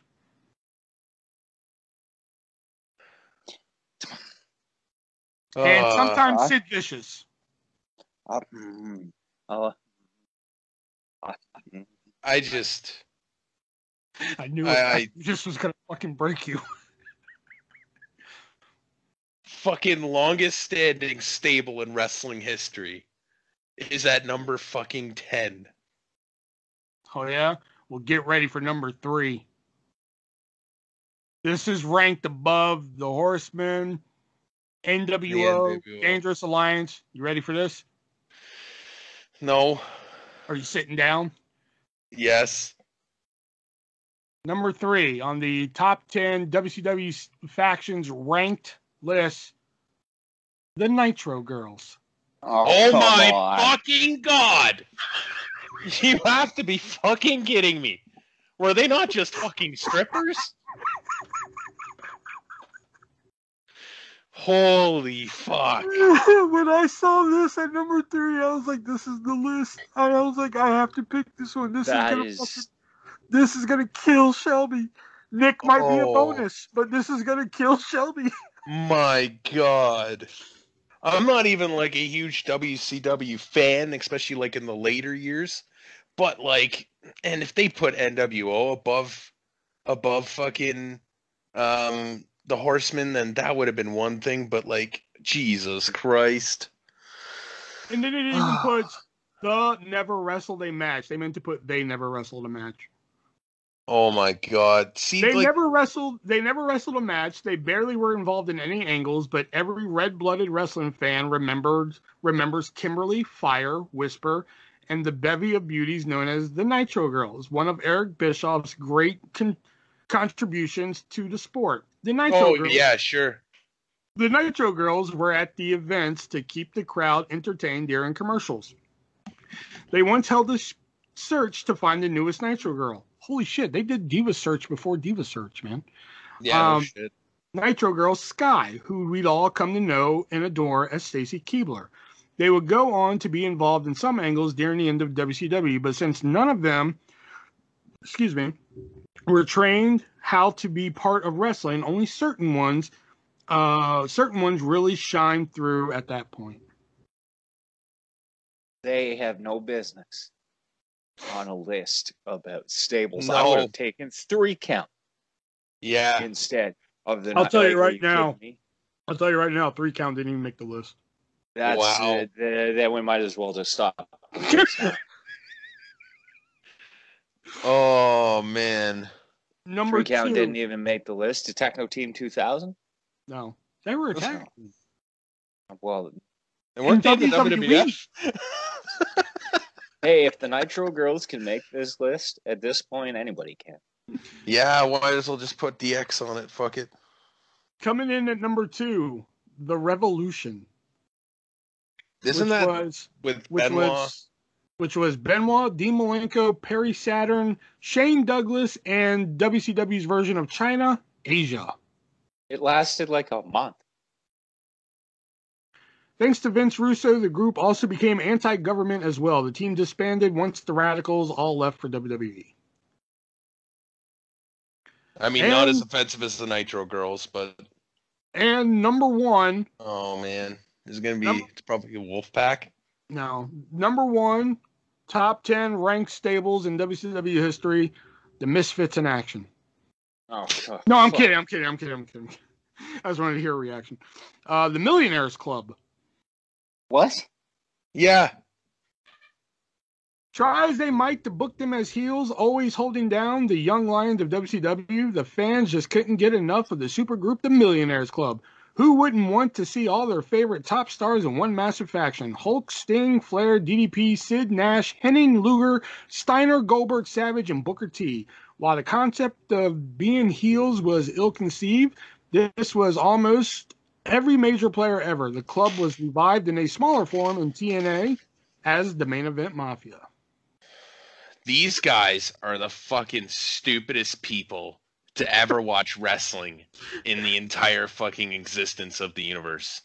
If you went to any fan from the 80s and 90s and you asked them to name the top 10 fucking stables in WCW, I guarantee you the Four Horsemen and the NWO would take number 1 and 2, depending on when you were watching. You know, the NWO might take number 1. 3 count might even make it. But, like, the fucking Nitro Girls? The fucking strippers? Like, what the fuck? Oh. The Revolution, like, even does not belong. That one, okay, but I can get behind the fact that, like, those guys were at least fucking wrestlers. But 3 count. But the fucking Nitro Girls? Oh. There's no 3 count, and they put the Nitro Girls on there. Like, the Sportster guys should all be fired. Yeah. Yeah, what the fuck even is Sportster? Do they do anything other than wrestling? I don't know. Let me see. Or are they just a bunch of fucking marks? UFC. Do they? UFC, Bellator. There's a couple others. It's like combat sports. And Jesus shitty movies. Christ. Fuck. I told you. Bunch I of waited. fucking Nimrods. Waited all week for this. Wait until he writes to Sportster. Like, Oh, I'm fucking close, man. I'm not that kind of person, but, like, I'm debating it. I hate filled letter. Oh, I want to We fucking use this punch for him in the face. for our podcast. Your lists are ridiculous. Please note the following writers need to lose their positions immediately. The following writers need to lose their jobs. It's Eric Rhodes. Oh my god, if you click on his name, all of his other fucking lists come up. Oh my god, what else does he have? Oh, let's see. There's Parts Unknown and 9 Other Strange Places, Real or Imagined. Oh my god. Mount Rushmore, the top 10 best tag teams who never worked in WWE. Oh no. Can you just give me number 1 on that? On that one? Okay, let's see here. Yeah. Let me click it real quick. It's gonna be the Young Bucks. I swear to Christ. That's gonna be the Young Bucks. Well, number 2 is the Miracle Violence connection of Terry Gordy and Dr. Death. So, Okay. number 1 is the Young Bucks. Oh my fucking god! Oh. Yep. Oh, we should just do this guy for now on. Oh. Yes, we should. The Eric Rhodes list of the week. The Yeah. Eric Rhodes dumb. No, not the Eric Rhodes list of the week. The dumb fuck list of the week. Top 'Cause he is a 10 best dumb fuck. wrestlers. Top 10 best wrestlers who never worked in WWE. And the picture. Kenny Oh my Omega's not god, fun. it's gonna be Kenny I was about to say Omega. just the pictures are Akira Hogato, which is former WCW Women's Champion, and the other picture is Kenny Omega. Gross. Uh, He has an article. It's not a list. It's Dear WWE Universe, comma, give Eva Marie a chance. oh my god. I hate this guy even more. Oh, I hate him now too. Worse for business: Vince Russo or David Arquette as WCW champion. Oh. This guy's a fucking ass. Okay, he got a fucking point with me. Oh, shut up! Suck my cock. Vince But yeah, Russo. fuck me. Why is that even a question? Why are people just like, well, Vince Russo or David Arquette was the worst option? I think we all know who the worst option on that one was. Yeah, Vince Russo. Exactly. yeah. Here's one: 11 WWE pay-per-views with the most. Oh no, wait, okay. I thought that was like a ranked list. Trying to see if he does like another ranked list like the one he did. I'm not really seeing any that he did. 10 most embarrassing moments in the Undertaker's career. We'll just quick one. This one. Oh, okay. When they tried to get him to do the Taker Rooney. If any of you have ever seen that Oh video. fuck yeah. Yeah. Okay. That's, The I'd Muhammad- agree with that. The Muhammad Hassan angle. Oh come on, that would have been fucking great if they could have finished it. Giant Gonzalez. Yeah, The Goldberg Saudi Arabia debacle. yeah. Lost in Kuwait. That's Was where Vader and Undertaker were on a Kuwait talk show, and like Undertaker was like, yeah, Undertaker was like real chill and shit, but like Vader was just like, what the fuck, man? You know, Vader like lost his shit. Well, what was he saying? He was like, was he saying that wrestling was fake or something? Something along the lines of that, but it was Yeah. like, you know, like if I were to get up right now and just beat the shit out of you, what would you do? Like something along the lines of that, you know? Like, what an idiot. Like, they're obviously going to beat the shit out of you. You fucking see the size of them? Like here, hold on, I'll read it real quick. The Desert Debacle with Goldberg. Blah, blah, blah, blah. He and Vader were were the company representatives on a morning talk show in Kuwait. The host baited Vader into accosting him while the Undertaker had to sit there, stoic, and watch the events unfold. Otherwise, the WWE champion might have been in lockup with Vader as well. But what did he do? It didn't say. I've seen the video, and I'm pretty sure Yeah. Taker just fucking stares at him like he's going to kill him. And, like, I don't fucking blame him. Like, fuck you, man. Who the fuck do you think you are? The DDP stalker angle. Yeah. Oh. Jericho's interruption is all it says. That's all it says is Jericho's interruption. What? Wow, number 3, it says Maven eliminates him. Oh, come on. That's That bullshit. made Maven a star for a little yeah, bit. yeah. It That was didn't. allowed, That, but it worked for him. I mean, Undertaker got his shit back anyway because he beat the crap Yeah. out of him, didn't he? Yeah. So, Yeah, I mean, that number made two- Maven a star. Number 2, his feud with Khali. Yeah. And the number one most, and its number one most embarrassing thing in Undertaker's career is hanging the Big Boss Man. I love that. Yeah. Come on. All right, so there we go. We got a little extra bonus sports list of the week there, courtesy of what is his name, Eric Rhodes, because No, it's dumb fuck. That's all you're gonna call him. Yeah, dumb fuck. Oh my god. He's worse than Meltzer. At least Meltzer has some like fucking idea of what he's talking about, even if he's gone a little off the rails in the past couple years. No. There was a time where his word was like fucking God in wrestling. There was. Yeah, but then AEW came along. I know. Since then, he just hasn't been the same. But it's just been, oh Kenny, oh Matt, oh Nick, oh Don Callis. Yeah. Why Don Callis? 69, me Don. Who knows? Like, but it just ew. Like it's just. I wish they would just say that Dave Meltzer is being bankrolled by Tony Khan, because he will never say a negative thing about AEW. But like he's been talking about Omega and the Bucks for like a long time. Is he just not like? I feel like he's just a fucking fanboy. He is. That's all he's ever been. Nah, that's fair. Okay. So anyways, Meltzer ran of the week. Yeah, Meltzer ran of the week. So let's now get into our questions here, which only Andrew and Stug got theirs in this time here. But we have some here. So let's start with Andrew's. And Andrew says, you are a wrestler in the Attitude Era and start a stable. Who is your on-screen clique? KLIQ. So if we're using the clique as a ruler here, so we'll say 5 people. So you get four choices in your clique in the Attitude Era. Just to make it easier. So we're not like, okay, so we don't get like 147 choices like the NWO. All right. Brooklyn Brawler. Okay. Val Venus. Okay. Scotty Too Hottie. Damn. Okay. You get one more.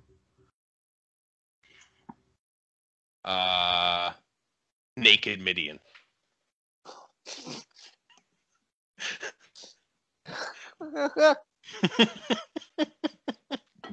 I'm just shaking my head, man. All right, so my 4. I got D'Lo Brown. Okay. Test. Okay.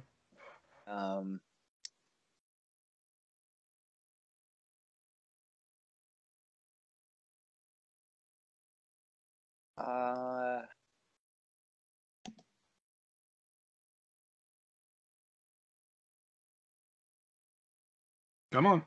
Taka Michinoku. All right, let's get the pick. And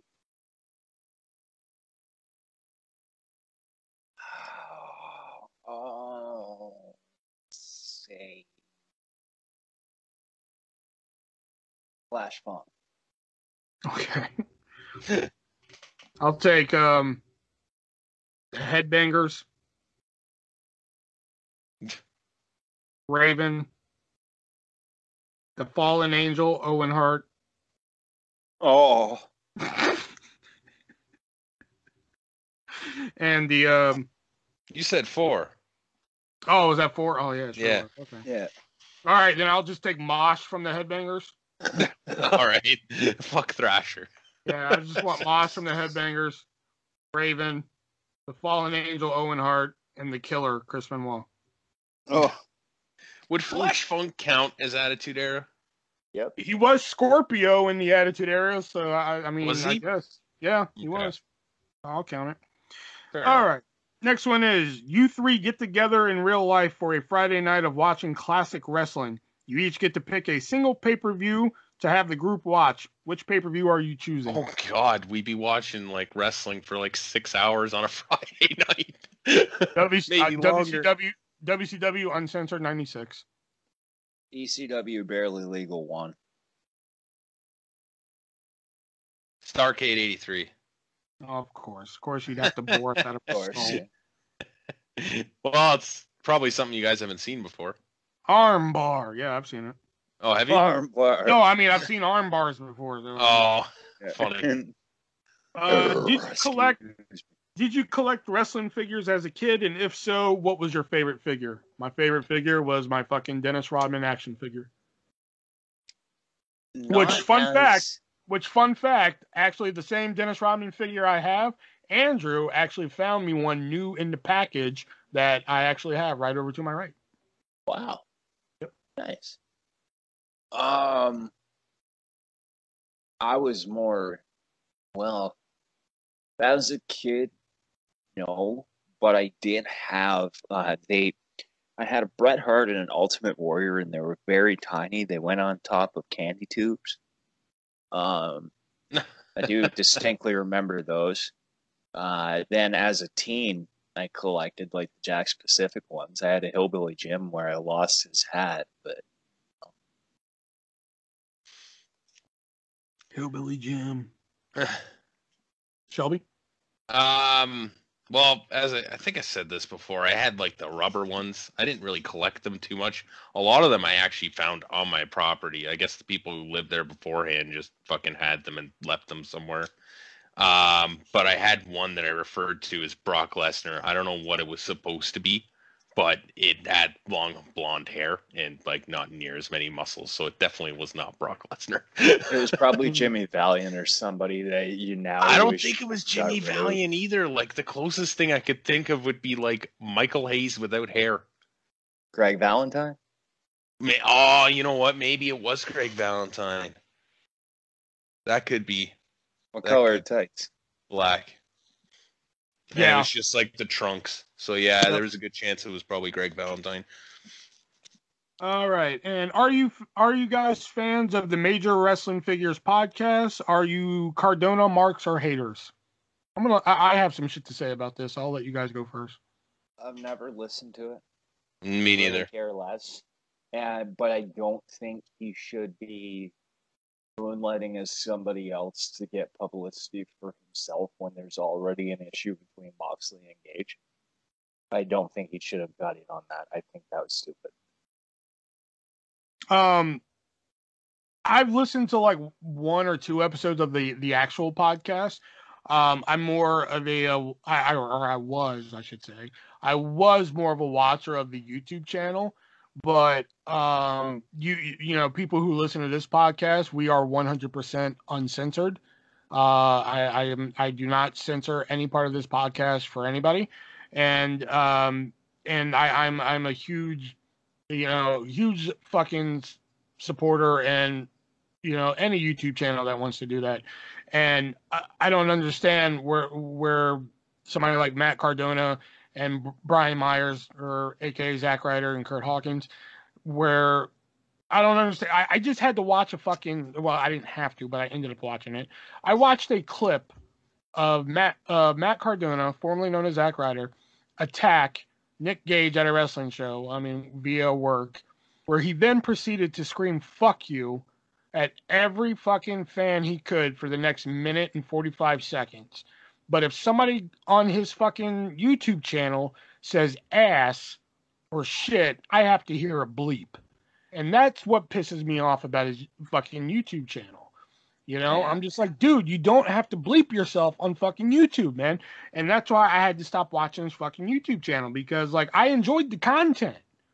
You know, him going to like random action figure stores or comic stores, finding old wrestling figures or just figures in general, because he collects other toys and shit. He collects like fucking Ghostbuster toys and shit like that. And Ninja Turtles, and Brian Myers collects like Disney toys for his daughter and such like that. And I enjoy watching that type of shit sometimes. But like when people are on his channel cussing and stuff, and I have to keep hearing bleep, bleep, bleep, bleep, that shit gets fucking annoying. You know, so that's why I can't watch this shit anymore. You know, so that's why I wanted you guys to go first, because I had shit to say about it. All right, and the last one from Andrew here: if you were Strowman, would you stick to your word? I don't know if you guys heard about this, but Strowman said that if he ever got released from WWE, he would retire. You know, so this is where that question comes from. If you were Strowman, would you stick to your word and retire after being released by WWE, or would you eat your words and perform for other promotions? I think it would depend on how much money I had put away. Well, I mean, Yeah. he's already put a price tag on it of 10 to 15,000. I think if I were to put a price tag on it, somebody's like, "Hey, I'll give you 15 grand for 3 hours of work." I'd be like, "Shit, I'll be there." Yeah. Yep. Yeah. I would. But that's also from what I've heard, he is well off on money. You know, he did keep his money close to his Yeah. chest. And so to he's speak. been smart with it. Like, he doesn't party a lot. Like, yeah.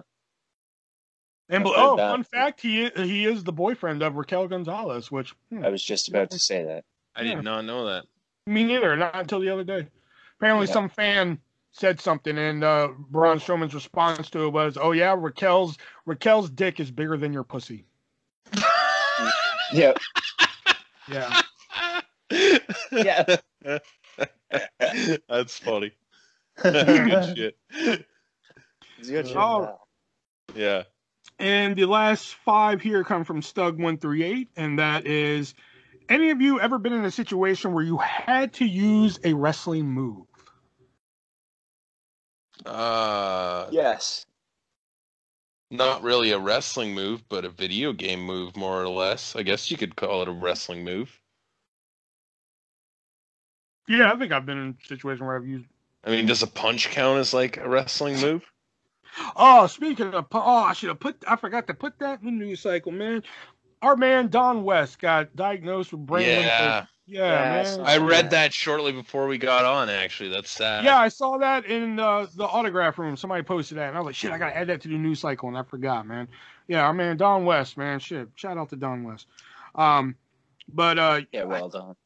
Yeah, I know, right? Shit.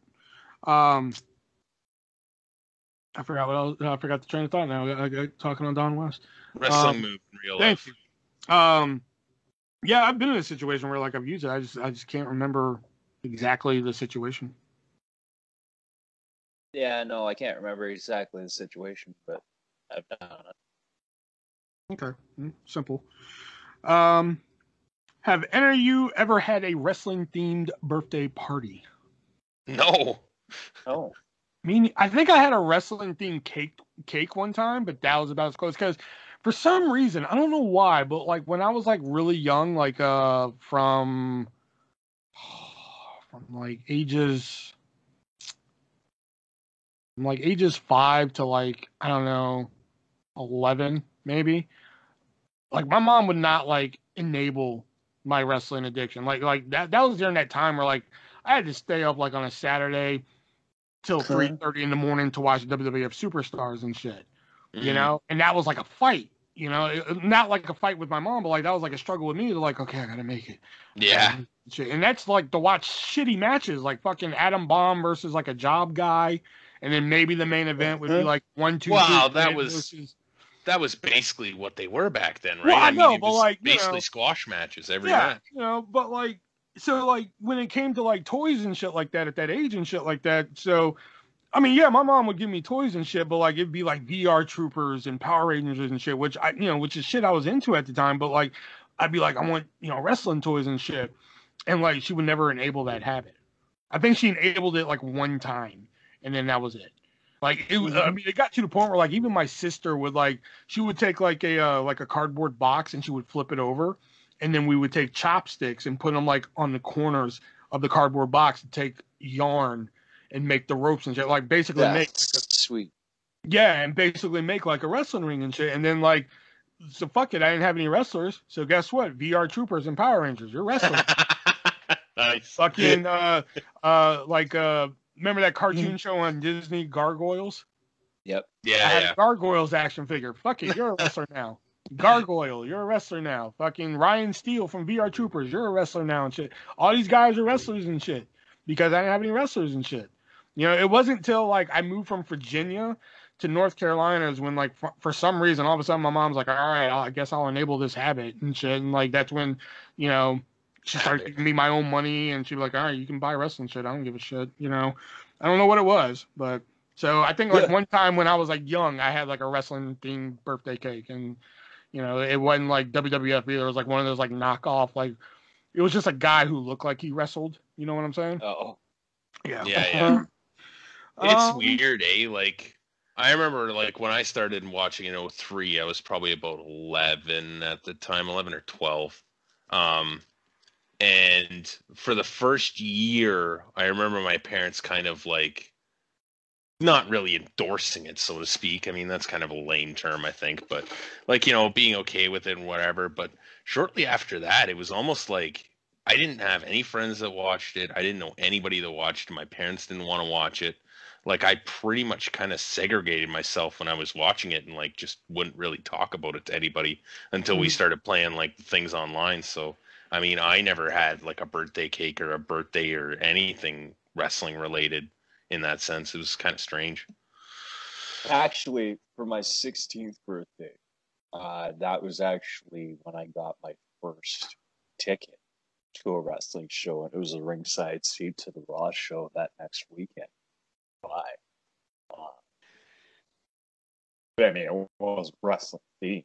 I wasn't expecting a ticket. I was just like, they're just like, here, happy birthday. I'm like, okay, I open this card and these tickets fall out. I'm like, what? Like, I mean, like, yeah, like before, like, before, like, I can enable it, like, whatever fucking, like, wrestling I could get a hold of, man, whether it be a magazine, a fucking picture, like, oh, God, like, I remember, like, everything, man, like, fucking, like, if I could just run through my kitchen and have my sister, like, slap my hand, like, oh, come here, it's Max Moon, and shit, like, oh, fuck, here comes Max Moon, oh, shit, like, like, just whatever I could just enable fucking wrestling and shit, But, yeah. All right, so let's move on to another Stug one, and that is this one here. I've been kind of going out of order with Stug, but no, let's go this one. Any of you ever been cruising in your car listening to wrestling theme songs? Oh yeah, all the fucking time, dude. I am in the top 1%, and man, that song is hype, right there, man. Shock the system. Really? That one's like, oh yeah, man. Like every now and then I'll be in like it'll either be a shitty mood or a really good mood. And honestly, fucking cranked, just fucking loud as shit. Like anybody around me could hear it with my windows up. For me, it's the Dudleys. Is the one. Oh yeah, that's a good one too. Yeah. And then I told you guys in the group chat about the time I was cruising around. I had the anthology and Real American comes on, and I just come up to a stop sign. This other guy, I cranked it. This guy comes around the corner. He flashes the devil horns. Oh fuck yeah, man! And he was real pumped. So he was obviously a Hogan fan, but. Like when I used to work at Pizza Hut, like, because I would listen to the EC3 theme song, the top 1%, like at home and shit. So like Apple Music has this thing where like, if you listen to like a certain song enough times, it puts it on like a special list. So like if I get bored, I'll just put it on that special list. So at work at Pizza Hut, I would put it on that special list while I'm cutting pizzas and shit like that. So like next thing I know, I'm cutting a pizza, then I just hear, I am in the top 1%. I'm like, oh shit, here we go. I start cutting pizzas to the beat and shit, like, I think in the year 2017 or 2018, I don't remember, the Undisputed Era theme was my top played song on Spotify. Oh, wow. Yeah. Right now, my top songs on Apple Music, there's two wrestling ones, and one is EC3's and the other one is Head of the Table. Oh, yeah. That's a good one. I should download that one. And at one time, like way back in the day, like before Apple Music and shit like that, like the actual service of Apple Music, I should say. O Radio by Zack Ryder was one. And God, yeah. See, people at home are like, why is he laughing at O Radio? It is because it was a punchline for a while. Oh my God, was it ever? Swear to God, we fucking did that thing like so many times. For those of you who need context for this, we would like ask somebody a question or like we would tell a story and then it'd be like, I think one I did one time, it was either Alex or Ivy, one of the two I did it to. And it was just like, oh, did I tell you guys? Like I was, sorry. All right, Amber Alert on my phone. So I think one time it was Alex or Ivy I told it to, and it was, I was like, oh, did I tell you guys I was with this girl last night? So like I immediately have everybody's attention on Skype. And they're like, no, what happened? And I was just like, oh, dude, I got this girl and I brought her home and like we're about to get it on and shit. And then like I was like, hey, do you mind if I put on some music? And she's like, no, go ahead, put some music on. And I was like, do you know what song I played? And it was Alex or Ivy that said it. And I can't remember which one. They're like, what song did you put on? And then I just started playing, oh, radio, tell me. That was like our fucking punchline for a while. Jesus Christ. Yeah. Yeah. And the other one was SOS by with Kofi Kingston's theme song. Oh, yeah. SOS! I hear them shouting. That one right there. My top played before like a music service used to be Rikishi. Like, you look fly to the band. Yeah. And the Brood too. Shout out to Yeah, Slow it's- Chemical. Oh, That's Finger a 11. great song. Or Shayna Baszler. Whatever the fuck that thing's called. Isn't it called Queen of Spades? I think that's correct, yeah. I like Champus too. Ciampa's is good. His new one's better than his old one, I think. Which really isn't that much different, but it's different enough. And like, even though he's not with the company anymore, but he had a badass theme music, and I hate that. I hate that he's gone, just because I hate that the theme music left with him, and that was Lars Sullivan's music. Yeah. I liked his music. That and It Ricochet's worked music well I really for liked. him. Yeah. I like Ricochet's music a lot. All right. Yeah.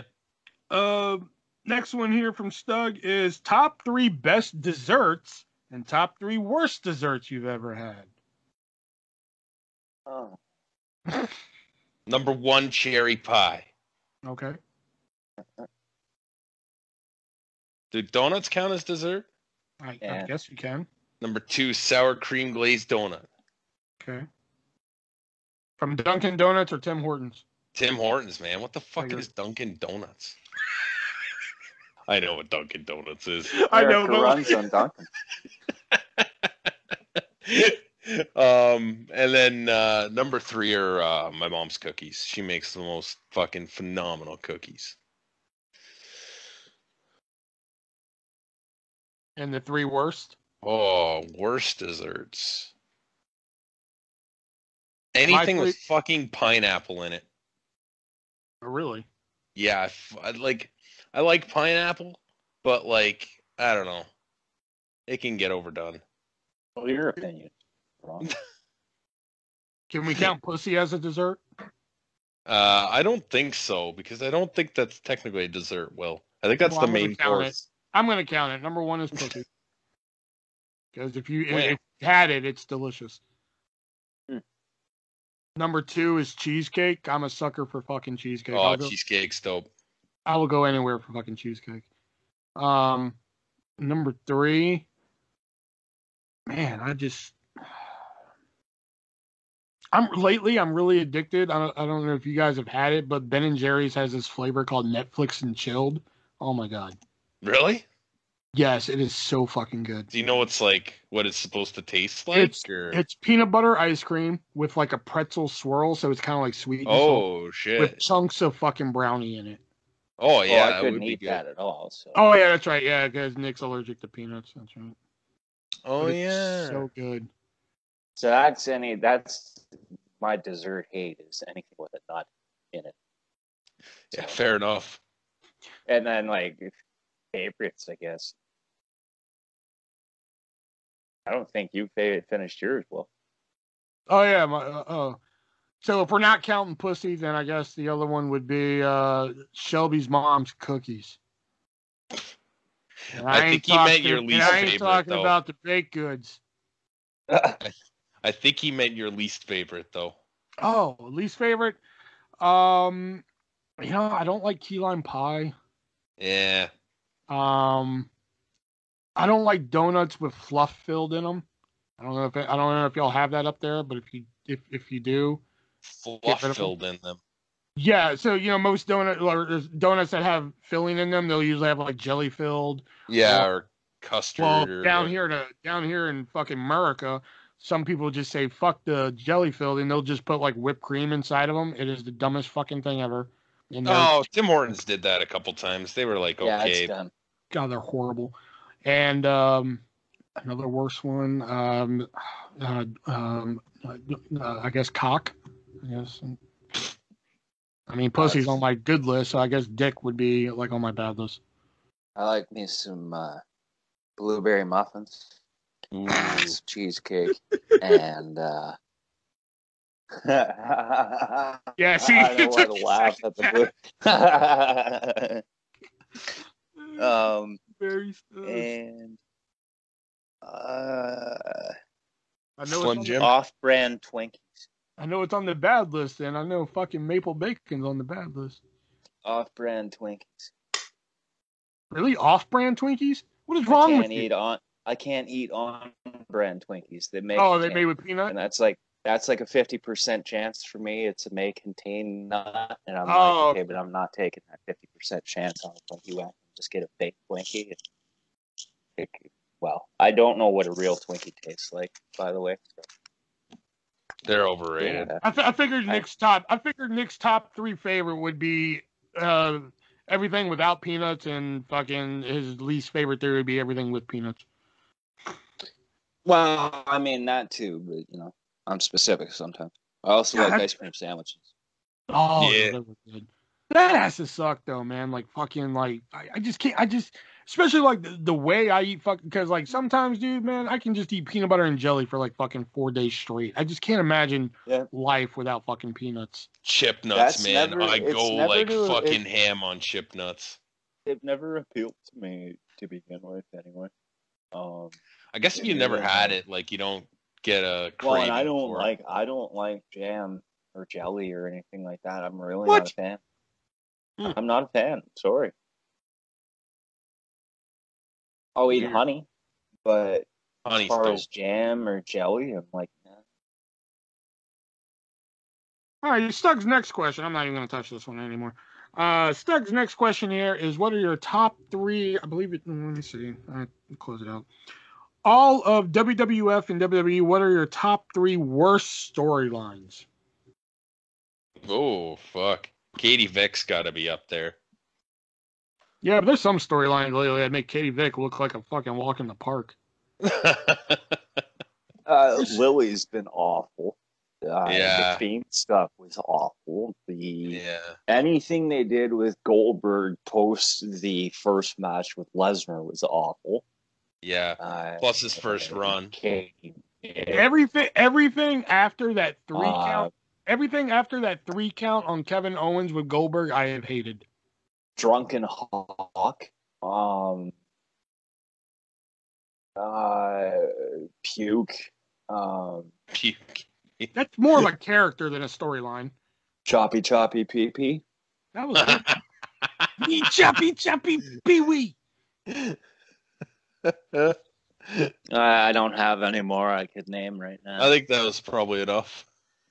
I'm trying to think here. Storylines I just fucking hated. Eugene loves The Rock, but his favorite is Triple H. I actually like that. I loved Eugene until he fucking no-showed my fucking show that time. Oh, yeah. After that, fuck Eugene. He can suck my ass. Yeah. Jinder winning the WWE Championship? Didn't bother me. Because I saw it coming. Like, once he was number 1 contender, I was just like, oh, he's won. I'd still say it's one of the worst storylines. Jillian Hall's mole. Jillian Hall singing. No, I love that. I actually enjoyed that, yeah. I actually enjoyed that. Especially like the comeback in the Royal Rumble. Billy and Jilly. I love it. God, I can't think of any storylines that I just really just fucking can't stand. Right to censor? Nope, because I was back in the early days of fantasy wrestling, like back when you did it in chat rooms and you had to roll like virtual dice and shit. I was actually a member of Right to Censor. Oh wow. Yeah. So I can't say that I hated it because I was actually a member of it.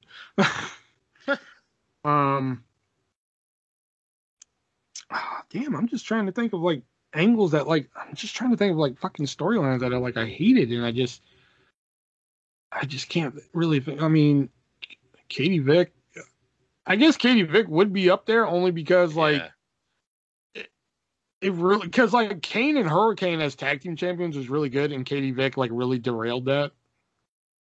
Yeah. You know, and I really like that tag team. Oh, Goldust with Terex. Oh. Yeah. Hey guys, it sucks that you didn't go to the like, oh god, that fucking pissed me off because I was such a huge Goldust mark at the time. The Brawl for All. Not really a storyline, more of a concept. Kind of a well. Yeah, I guess. I'm trying to think. It's another storyline that like. There's been so many. Exploiting Eddie's death. Yeah. Oh, Heidenreich the rapist. That was kind of. Al Snow eats his dog. Gene Snitsky punts babies. Oh, that was fucking hilarious. I was gonna say that was good. Y'all are naming like good ones.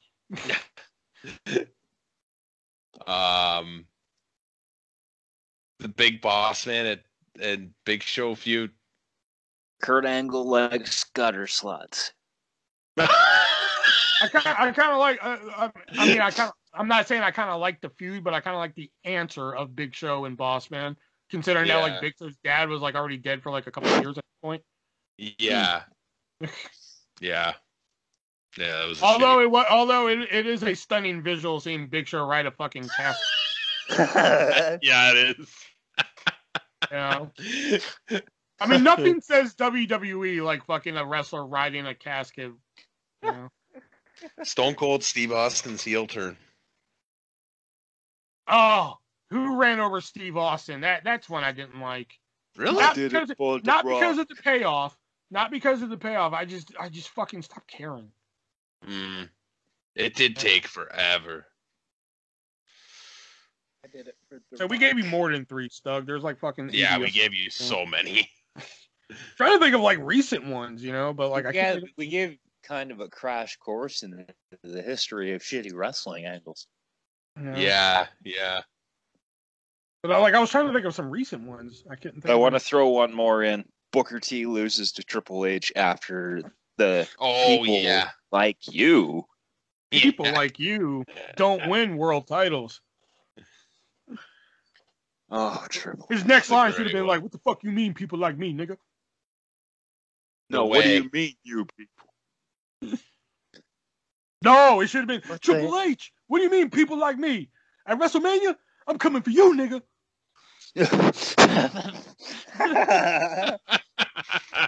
That should have been the next line.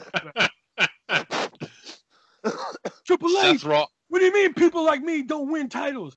At WrestleMania 19, Triple H, I'm coming for you, nigga. Seth Rollins, the eye stealer. Did he really steal the eye, though? Well, I don't know. He kept it in his pocket and was just like, look what I got, fucker. Hey, maybe he kept them in jars. We don't know. Woken Matt. Yeah, that was brutal. Again, more of a concept than a fucking storyline. Woken Matt and Bray Wyatt. Yeah, but we got mower of lawns out of it. That's true. I love that shirt, man. It's such a good shirt. Cannot believe you bought that. I fucking, man, as soon as I saw it, I was like, I fucking need one. Oh, here's a recent one that wasn't that good. And the only reason I did like some of it because it was going to lead to a championship reign, but I didn't like the pairing of Lacey Evans and Ric Flair. Oh, yeah. The only thing that I saw the positive in that is that Lacey Evans was going to get a championship run out of it, but... Yeah. All right, so those were the questions for this week there. So let's go ahead and get into our vintage picks of the week there, which is usually a promo, a match, a pay-per-view show, a fucking segment, whatever we choose here. So who wants to go first with their vintage pick? Shelby, what 80s match are you going to make us watch this week? Not 80s and not a match. I'm actually going with a segment because I did not actually watch that much wrestling this week. But it's a segment off WCW Worldwide from, I believe, '93. Flair for the Gold, when Ric Flair had the talk show. And I don't know if it was the debut episode or if they were changing things, but basically he comes out on his show and he introduces a maid called Fifi. Yeah. And Fifi maid, his first two guests are Vader and Harley Race. And it is just fucking hilarious because Ric Flair asks Fifi to get them drinks. So she goes and gets them drinks and she hands it to them, and Vader fucking growls at her as he grabs it, takes a drink and starts looking at it thinking, wow, this is really small and this isn't going to be enough for me. And then she brings over food, and Flair and Harley Race are going on, and I was not even listening to them because when she brings the food over, Vader fucking grabs this whole tray of food and starts trying to rip it away from her, and she's like, no, stop it, and she starts hitting him and shit. It is just fucking hilarious. It was a great segment. So good. Nick? Mine is actually an 80s match. It's from Madison Square Garden, July 13th, 1985. The Hart Foundation versus the British Bulldogs. Ooh, nice. Classic. Yeah. And mine is probably one that people have seen many times before, and I sometimes find myself going to watch it just because of how entertaining it is. I know people don't like it, but I happen to find it's very entertaining. But at one time in WCW, Dustin Rhodes was supposed to play a demonic character known as Seven. There was a series of vignettes building up this character. And then he debuted on Monday Nitro, and he floated to the ring. And the second the lights came on is when he, quote unquote, started shooting, and in a worked shoot promo. And that's what I'm suggesting here is the 7/Dustin Rhodes promo there, because I don't know why. I just always liked it. He was just I want everybody to take a good long look at this crap I'm in right now. All right, yeah. You see this? I left the World Wrestling Federation for crap like this, for gimmicks like this. Wow. I came back to WCW because I wanted to be Dustin Rhodes. And you know what? They said Dustin Rhodes sucks. You know? And they wanted me to come out here dressed as Uncle Fester to play Halloween all year long. And, oh yeah, my new name's Seven, by the way. And it just, I don't know why. I just always loved this promo. You know? No shit, eh? Yeah, I just always fucking loved it. I know. Was that a shoot? It was a work shoot. Yeah. Apparently the vignettes were really controversial because it was like watching children and shit. It was oh yeah. So by the time that they got to debuting the character, they were just we don't know if we should do this now. Something along the lines. Just go out there and pretend that you're shooting on us. Pretty much, it was really, we got to kill the character already. So Dustin went out there, killed the character, and then became the natural. Or no, he became the Nightmare Dustin Rhodes because there was the American Dream Dusty Rhodes, so he became the Nightmare Dustin Rhodes. Because it was something along the lines of that. It was the promo, the vignettes were a little too scary or some shit, so they're just we can't do that now. So they went out there. No. It was the vignettes made him look more like a pedophile than a creature, or some sort of satanic character. Yeah, Jesus something. Yeah, Christ. So they killed it on its debut. Yeah. But I always just like that promo where he's just now they got me all dressed up to play Uncle Fester all year long. Oh yeah, my new name's Seven, by the way. I just love how he throws that in. My new name's Seven, by the way. Just throws it in. Yeah, that's good. Oh, God, so good. Anyway, there's the bell, so you know what that means. That signifies the end of the three-way dance here. Join us next week as we're going to torture ourselves with another pay-per-view as we watch Hell in a Cell this Sunday, or due to budget cuts, Heck in a Crate. Is what it's called here. I'm sure. Which, side note about that, why aren't they putting Charlotte and Rhea Ripley in Hell in a Cell? And yeah, that or even Bianca. Don't tell me they put Asuka in the fucking cell. No, they put Mysterio and Reigns. Thank though. God. Yeah, it's Mysterio and Roman Reigns out of nowhere. Just Okay. yeah, but still. Instead of putting like After what happened on Raw Monday, I'm just like, why isn't Charlotte and Rhea in the cell? Yep. Yeah. Anyway, so join us next week where we do that. Leave some questions in the comments down below, and we will answer them as always. Please stop making me have to post these fucking videos and chase you down like I'm trying to get money from you. It's really tiresome, you know.